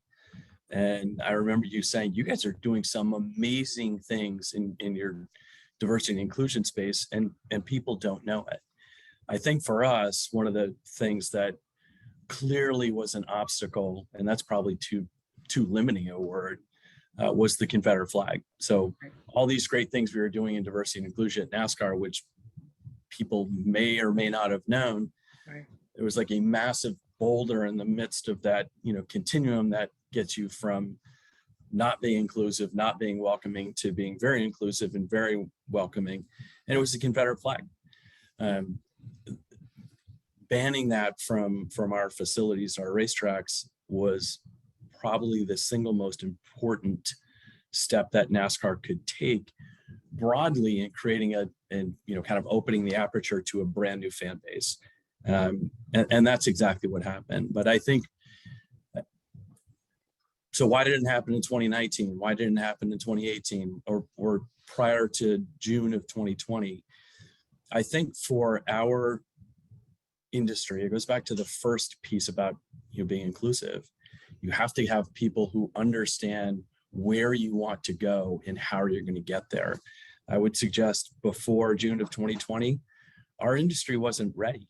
And that sounds awful. And I guess in some ways, I don't feel great about that. With that said, I do think that we were ready as an industry to do that, right? We were ready to take on what potentially could have been a very difficult journey for us as a sport. And it really, there are certain things that were happening in the country at that time that it was time, right? And, I went on a bit of a listening tour with my senior team, listening to this diverse set of individuals in our diversity council at NASCAR, which was a fairly new council. And I listened to story after story about what it was like to work as a person of color at NASCAR, and that they would have to defend to family and friends why they work at this, quote, racist organization. And they'd have to say, no, no, no, this isn't a racist organization. This is a family who cares about each other. Well, what about the flag? What about the Confederate flag? Again and again and again. And then it was like, I don't know how to answer that. And so that part was tough. So to me, that was the moment after listening to these stories and listening to the emotion that was pouring out of our employees. I said to my senior team, I think it's time. And we actually got an entire industry aligned in a day, one day. Yeah. And it was important. It was the proudest day for me as a leader, because it was hard, but we got it done, and we were willing to take whatever the negative consequences that were going to come out of it. I think 18 months later now, it is the single most important decision we made, and it's working. We have a brand new fan base that's being welcomed by fans who've been fans of the sport for decades, and that is incredibly heartwarming for me. Man, that was one of the, when I just look at leadership, and I'm looking at leadership, trying to learn all the time from different leaders, especially in the sports industry. What are they doing? Steve, I commend you. Thank you, Troy. That in this time and era, that's a bold, you put a stake in the ground as that was doing, and many would say, you know, you probably lost fans because of it. But you did the right thing for the right reasons, and trying to find that proper integration of heritage, hate, and we got to move on to a different direction. So I just commend you for that, and your team. Yeah. Thank you. Yeah. And it was, to your point, Troy, it was a team that did it. And then getting an industry aligned on the decision. And Diane, you know, you came down and, well, you didn't come down, but we had a virtual panel discussion, you know, that talked about this, right? And it talked about the journey that NASCAR is on from a social justice standpoint and diversity, equity, inclusion standpoint. I don't know, last summer, after this decision was made. And I think for a lot of people in the organization, this town hall that we had, it was so eye-opening to so many people who just don't consider walking a mile in someone else's shoes, right? Right. Getting educated to what you said, Troy, here. It's like, you need to understand what this means to a group of people. And if we, as a sport, are going to welcome new people into it, well, you can't have symbols of hate or oppression or whatever that is. So whether you think it's about heritage and history, or you think it's about hate, why would you have anything that would make someone feel uncomfortable or unwelcome to come into your event? We don't want that. We are a inclusive, welcoming sport. We just needed to act like it, and because that's who we are. Yeah. And I don't want to leave out. So one, it was my just privilege to do the town hall. And you're right, it was so moving, right? Like, this was an organizational moment. I was so happy to be a part of it. I don't want to leave out though, because this whole conference is about inclusive leadership, right? And you were strategic before you made the decision. You were showing empathy and, you know, strong decision-making when you and your team made the decision, but also you've done the work since then, right? Rise has had, I think, since the summer of 2020, about a little over a year now, we've had 14 sessions with you guys. Well, actually, we've had 19. We've had 14 with your staff, right? And then we've had the remainder with your drivers. And so you're looking at upward of somewhere 1,500 folks that are just engaging in these types of trainings, touching on the things you guys are talking about, learning to listen, learning to really take someone else's perspective. So hats off to you. You know, I always appreciate it. I hope you know I appreciate it. Troy, ready for the hot seat? I think. So and again, I really picked both of you because I think you just exemplified inclusive leadership all the time, but in some really specific ways over the past year. So right now, Troy, the NFL is you guys launched the season. We play the national anthem and you play the Black national anthem. And there recently was an article about a decision to stick to that.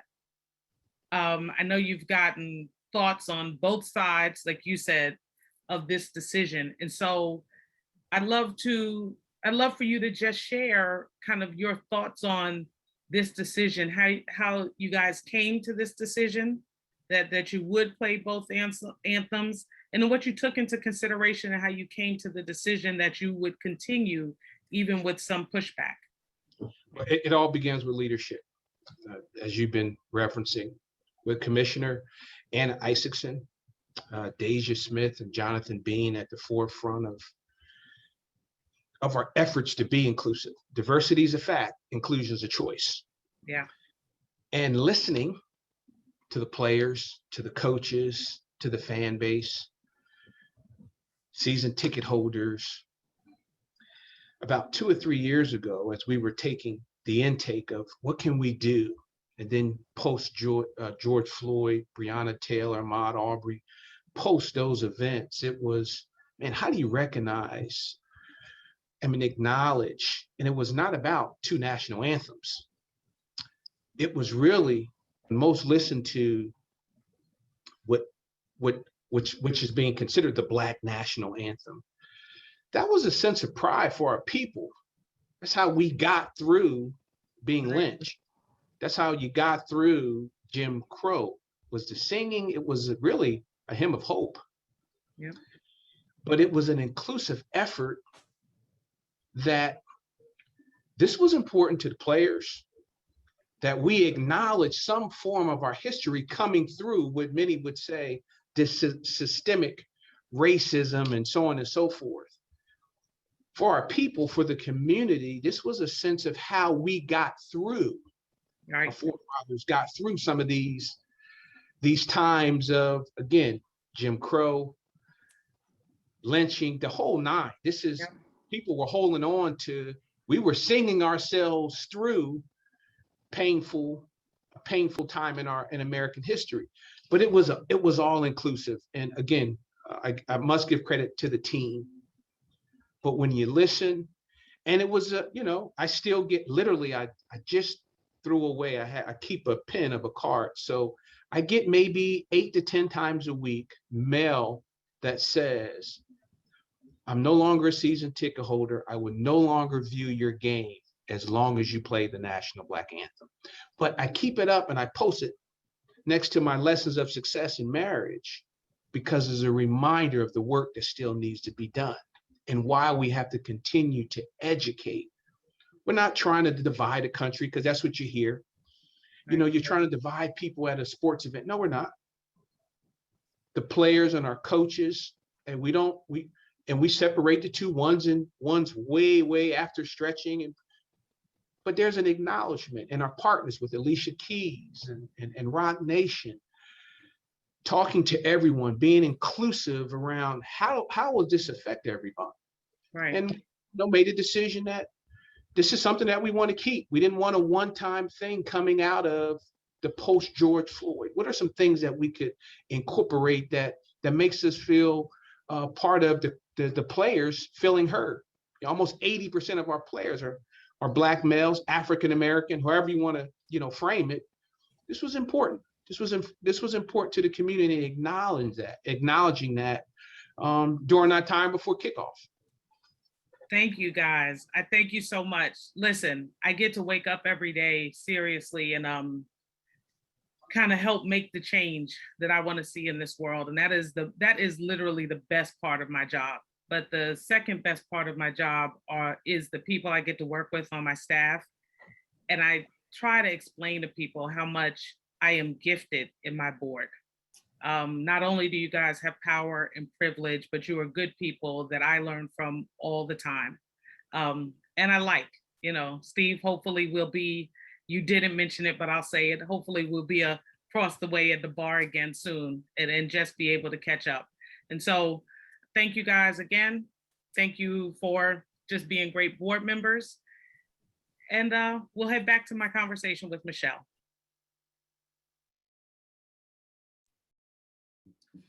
Ta-da! I hope you guys enjoyed that. Well, thank you, Diane.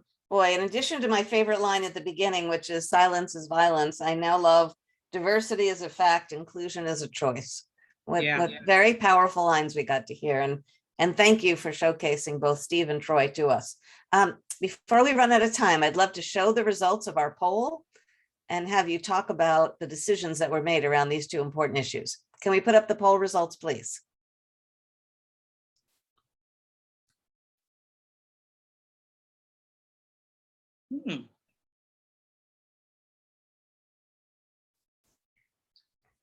I love that. And I'm so sad we're running out of time, because I think this is a crux of a great discussion, right? Like why folks landed where they landed.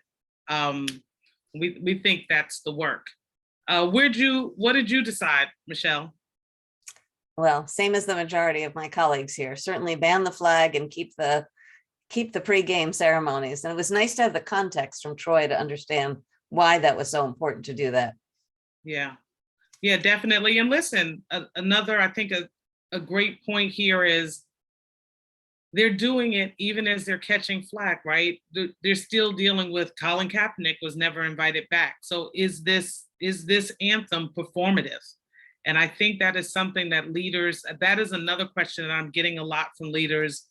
Diane, how do I make steps that they're not perceived as or feel performative? And I don't think that's, I don't think that's a bad question. I think folks need to go into it. I would go back to, I generally take them to the 5 pillars.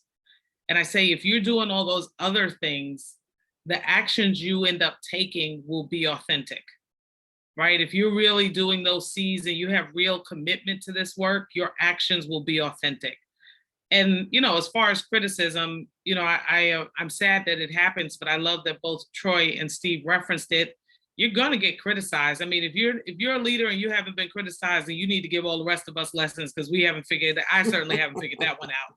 But you're gonna get criticized. But if you can point to what you're doing being authentic, then I think that matters for the vast majority of folks. Diane, look at the answer to question 3. I'm sorry to cut you off for a minute. No, please. I mean, I think it's interesting that the majority of us said build structures, making D&I pervasive and holistic. And I think that's what it takes, right? You'd mentioned policies or structures or, rules and decisions. And, as we talked about earlier, it may break some glass. And in terms of what's the most challenging, same answer, right? Building these structures and putting things in place. So what I am, particularly excited about is to see the kind of changes you're making happening in the sports world. And maybe as all of us watch those games now, it's not just entertainment and skill, it's understanding behind the scenes some of the things that go into leadership, making these kind of important decisions to really make sure that inclusivity is a choice. And what kind of choices are leaders making today? Yep. So thank you for having me. I meant to ask you the question, right? Like, is there a line for inclusivity? But that'll be for the next conference, and God willing, that conference will be in person. I think we're all a little zoomed out, but but we shall see. But I thank you for having me. And of course, I wouldn't be a very good CEO. Michelle, I'm already tapping you to have a couple of conversations and help me with things at Rise. But if there are folks that want to be involved with us, please feel free. And we'd love to have the conversation and figure out if there's a way that makes sense for us to partner with one another. Well, thank you very much, Diane. On behalf of Fred, we are extremely grateful to have you here. And I'm glad that everybody got to see the explosive Diane that I know and love. So thank you very much, everybody. Round of applause for Diane, please. You can unmute. Thank you, guys. Appreciate it. Yeah. Thank you. Thank you. Thank you, everybody. Well, I hope that was informative. I truly had no idea when I saw Diane joined Rise what kind of work this organization was doing. And they have a fantastic website. So, play on it and learn from it. And I think that some of the things she showed us about their pillars might be very useful to other organizations as well. And borrowing from Deloitte, I love their model as well. So thank you again, Diane. At this point, I'd like to hand it over to another dear friend and colleague and longtime Freddie, who is Eden Alvarez Bacchus.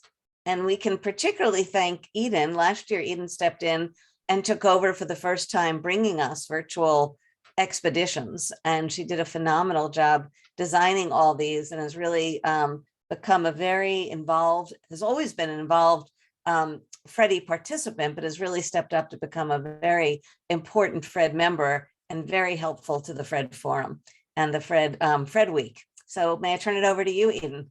Thanks again, Diane. Bye-bye. Thanks very much for those kind words, Michelle. Gosh, that's a bit of a reputation now to stand up to. We can see if we can do it for a year too. I am hoping everyone can see my slide here. No, you cannot.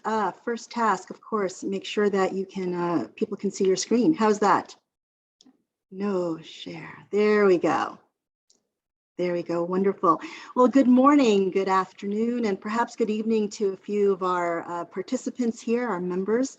It has really been, we've been off to a really nice morning here, listening to our presenters thus far. Before we close our first day here, we wanted to take a moment to perhaps pique your interests in the expeditions that we have lined up for Tuesday and Wednesday. So it is my wonderful job here to give you a little bit of that overview. And if you haven't yet thought about the expeditions that you'd like to attend, hopefully this will have you thinking about that. So I see across the little postage size stamp pictures here, I see many friends from Fred that I know. So you are very familiar with the format of our expeditions, but I also see some new faces. So let me take a moment here before I run through our lineup. Let me take a moment to just tell you a little bit about the expeditions and the purpose that our expeditions play within the overall Fred Forum. We're really looking at expeditions as a journey, an intimate journey through some very critical, very perhaps some controversial, sometimes some provocative topics. And the focus of all of our journeys are always around having ethical, inclusive, and transformational leadership. That indeed is the focus of Fred overall. And the expeditions allow us to do a little bit of a deep dive on some of those topics. During the expeditions, we like to showcase and invite founders and thinkers who have grappled with a number of different topics that speak to ethical, inclusive, and transformational leaderships. We have also thought very carefully about how we want to structure these expeditions, and we get a lot of really great feedback. The nature of the expeditions are different than our plenary sessions, and you can see here that we strive to really create a forum that is intimate, that's up close, but also safe. Because during these conversations, during these journeys, we really seek to get exposure, some openness to some new concepts, perhaps frameworks and paradigms that we haven't had an opportunity to talk about under normal circumstances, and really challenge the perspectives that we personally hold about some of these topics. Sometimes in our expeditions, we also get to go through an experience. Last year, we got to visit an elephant sanctuary in Botswana as one example of these real life experiences that we sometimes are able to bring to each of you. And then finally, these expeditions, which take place in a smaller format, really give you an opportunity to ask questions that perhaps you may not want to ask in a much larger group. So that's really the purpose of our expeditions. And as you think about which ones of these you'd like to join us in, I would invite you to join us with great curiosity and an open mind. So let me tell you a little bit about what we have lined up for you tomorrow, Tuesday, and then what we have lined up for you on Thursday. So we are going to kick our morning off tomorrow with Orbert and Mark, co-founders to the Chicago Jazz Philharmonic. Orbert and Mark are actually pioneers in creating a form of music that brings together two very independent and traditional forms of music or genres of music, and that is jazz as well as classical music. But in tomorrow's session, you will hear from 7 young artists that Orbert and Mark have come to know very well from Cuba. And what is fascinating about the stories of these 7 young artists is that they will share with you their leadership journey as they too have taken on this mixed medium of classical and jazz music. And against a lot of skepticism, a lot of challenge, have really stepped up and brought this music to the larger masses within Cuba. and you'll hear their stories tomorrow.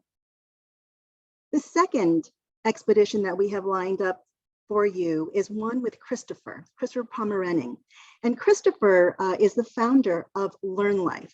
What is fascinating about Christopher is that he has been able to stand up and really challenge the way we think about what education should be like. He has founded LearnLife, and in doing so, he really is challenging the paradigms around how we speak to our youths, our children, and have them think very, very differently about their purpose in life, and using that as a foundation for what they want to achieve over the course of their journey into adulthood. So Christopher will be bringing to us the journey that he has taken to really set a very different narrative, a very different conversation around what education around the world could be like for our future generations of leaders. Our third expedition will be with Deji. So Deji is the founder and CEO of Affix. What is fascinating about Deji's journey is that as he founded this particular organization, he really seeks to bring about a very different conversation when it comes to enabling the local farmers across the continent of Africa, and really sort of level the playing field and give them an opportunity to really make a living, but also change the dynamics around the entire agricultural system across the continent. So Deji will be sharing with you his vision for that and how he's actually been able to work towards that. Then we're going to close the day with an interactive experience, and we're going to be joined by Lisa Gross and Mirta Rinaldi. What is going to be really exciting about this is Lisa sharing with you the vision she had for creating a platform for immigrant women within New York, a platform that really enables them to talk about their lives, talk about their culture, but educate individuals around the many, many different culinary delights that exist out there across many different cultures and many different countries. And in doing so, really open up our minds to the ways in which people come together over food. So tomorrow's experience will be with Mirta, who will take us through some lessons around Argentinian cuisine. That is going to be our lineup for Tuesday. Let me take you through Thursday's lineup, equally as provocative and equally as interesting.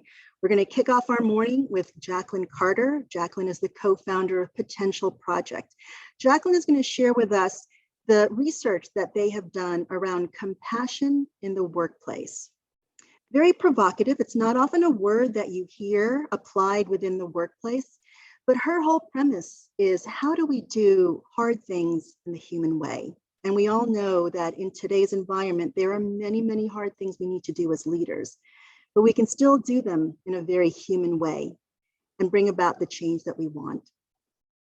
We'll then move on and invite Lisa back to join us. And this time she's going to have Damira with us. And Damira is going to educate us on cooking from Uzbekistan.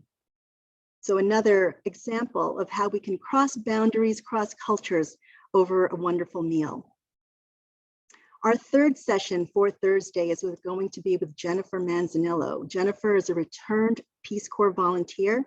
She spent quite a bit of time in Madagascar pre-pandemic, and Jennifer is going to share with us the personal journey and struggles that she faced herself as she went from Boston, Massachusetts to Madagascar, and really had to overcome certain thoughts, paradigms, perspectives that she had in order to fully work with the local teams and local populations within Madagascar.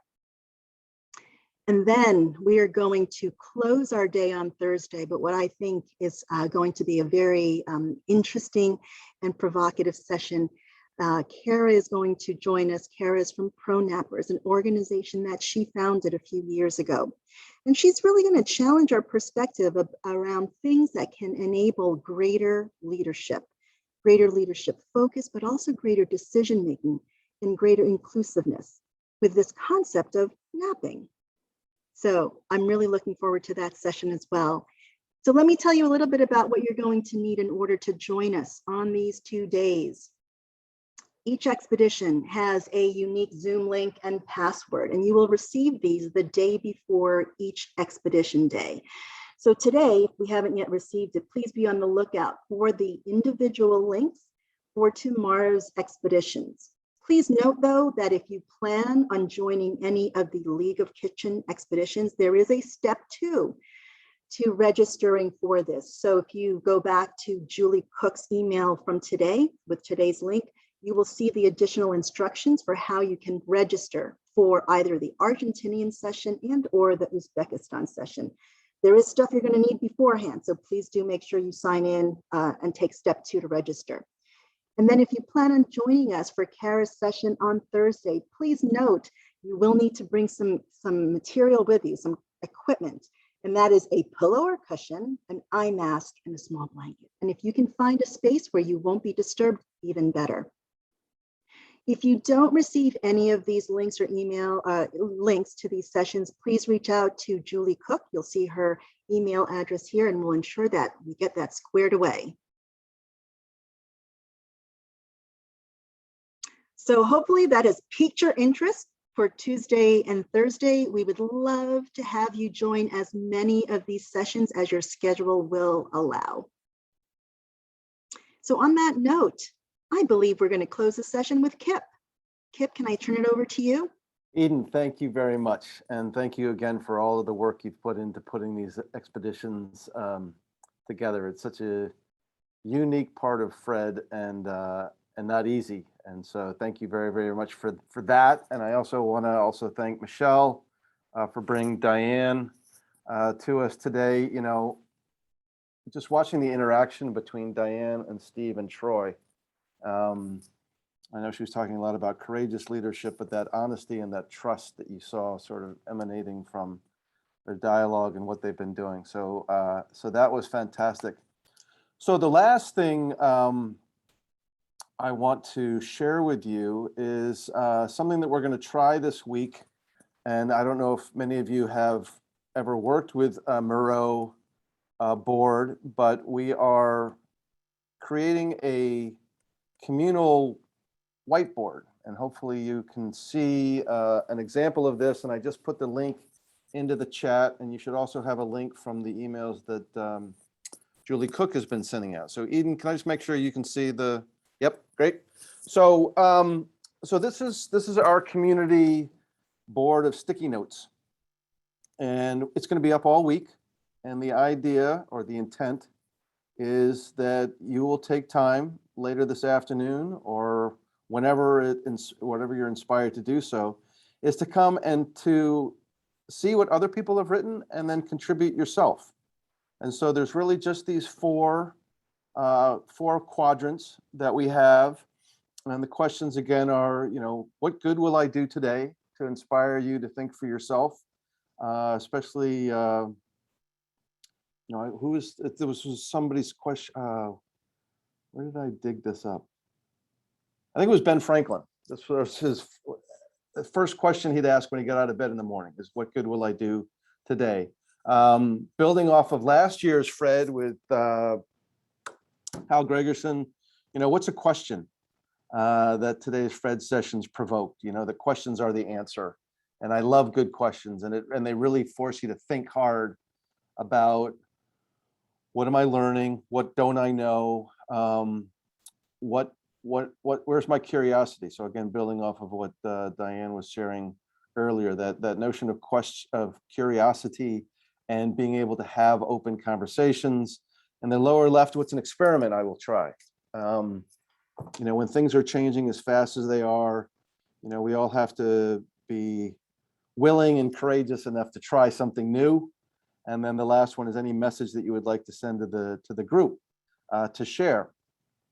So just if I can show you a couple of navigations, if you're not familiar with it, one important thing is in the lower right corner, is that you can zoom in. So you can control the version that you have so that you can see what's written. The other thing that you can do is in the top middle, there's an arrow and a couple of lines icon, and it says show collaborators cursors. And this is something that you can turn on and turn off. If it's on, you will see everybody else's cursors as they move around the Miro board. And then you can also turn it off. So in case that's too busy for you and you get a little confused by what's going on. So that you can control. And then the last one is over on the left side, there's an icon board. There are a number of blank sticky notes at the moment, and you can double click on the sticky note and you can type into that sticky note a message. You can also resize that so that you can make it bigger, and the quadrants will increase in size. If we do run out of sticky notes, there's an icon on the left, and it will click on that. You'll get to choose your color, and then you just sort of place it wherever you want it to be. And again, you can control resizing, making it bigger, making it smaller.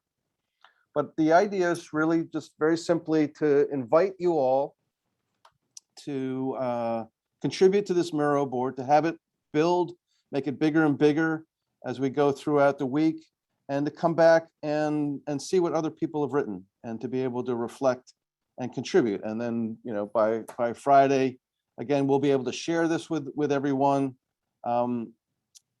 But this is sort of the collective intent from that. Any questions or doubts about the Miro board? Again, the link is in the chat. And it's the same link all week. So I invite you please to, so that's what we've got for today. Everyone's been very attentive. We're going to keep the session open for a little bit longer. If anybody's got any comments, want to come off microphone, if there's any observations or anything you want to share. Otherwise, the expeditions are all geared up for tomorrow, and we're looking forward to seeing you then. Julie, any final or any other, Fred, anyone, any comments? Happy to stay and have a conversation and chat what everybody thought about today's sessions.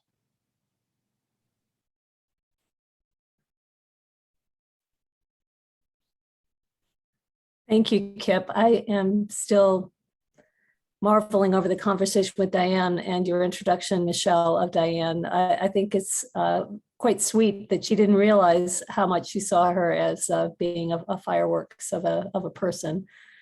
So thank you for calling that out. That was very thought-provoking. And I've been thinking a lot about the structural issues around inclusion and how we all agree that that's one of the toughest aspects to actually make a difference too.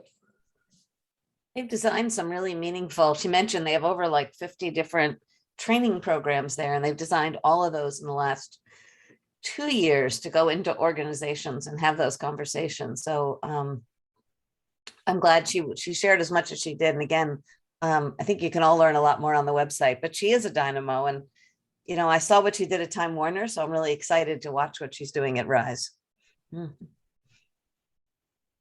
Yeah, those materials are terrific. And I'm also excited that she would like to have some ongoing involvement with Fred, because one of the things that we love to do at Fred is to make a difference in the organizations of leaders who come and share their stories. So we'll have to talk more about how we can make that a reality. Absolutely. So Rocky, just circling back to you. I mean, again, this is, I didn't realize it was the 13th. As you've been listening, any new I comments just come to love this. mind? I loved being, it's so great not to be nerve-wracked by during a Fred Forum. And I've just thoroughly very much enjoyed the day, Kip. Thank everybody so much for keeping the flame alive, and I just, it's been a great morning. I would love to have talked more about the questions, and they were provocative, and it was interesting. I'll just throw out, can I just share my own thought relative to the national anthem? By the way, I haven't watched NFL to see this. Now I'm excited to do so, by the way, to see the two anthems. I was amazingly encouraged by the decision of NASCAR and to kind of meet Steve. That was fantastic. And again, we cannot be underestimated how the timing of that and that decision really gave me hope and inspiration. The national anthems, though, made me think of something, and that is in South Africa. I was working there quite a bit, and particularly after Nelson Mandela was president, and his decision relative to the national anthem. There was a Afrikaner kind of national anthem and a Black national anthem, and what they did is they merged those, and it's the most beautiful thing if you've ever watched a South African rugby game or whatever, to see that the two anthems are actually merged. And so I don't know whether that's a futuristic picture or whatever, but I'd love to think that we don't have two completely separate national anthems, that they really belong to all of us. And so anyway, that was just an image I had. So I put other on that one. Great thought. Very good. Any other? I'll build on what you were just saying, Rocky, about your choice of other. I think overwhelmingly we all said we would get rid of the Confederate flag. And that seems obvious now, but it wasn't obvious in 2017, 2018, and it took courage to do that. So I think there's Look at Charlottesville. Charlottesville. Remove Robert E. Lee's statue, and we have, people carrying tiki torches, and and running people over. Yeah, it was a courageous decision. Sorry to Julie. I agree. I agree. Yeah. I don't know if anybody's read this book, but that's another thing. I just finished Isabel Wilkerson's book, Caste. I don't know, I just thought that was just that so much of what we talked about today was enlightened and informed, and that's just a brilliant book. Julie, you've read it. Yeah. Yes.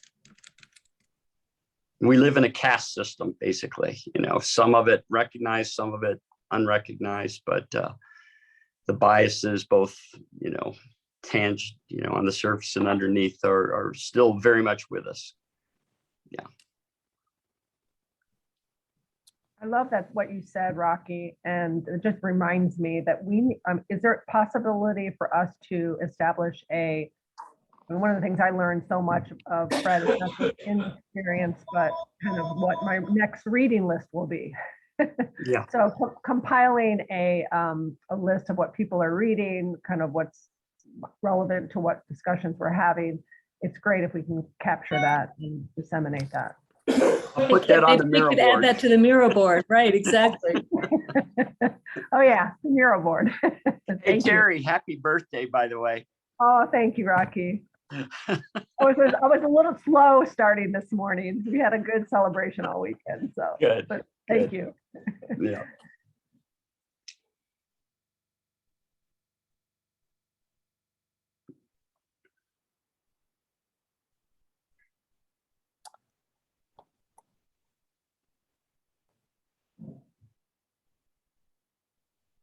Well, I just want to say that this is a really great start. Thanks, Kip and the AC team, and it's good to see some people hanging around as if we were having a coffee after an opening morning. Exactly. Yeah, thank you to all of you organizers of this. It's not easy to do anything these days with so much distance, and having the memories of 10 times done in person. Being able to transplant that into virtual is not easy, but congratulations, it's fantastic, and it's terrific to be with you.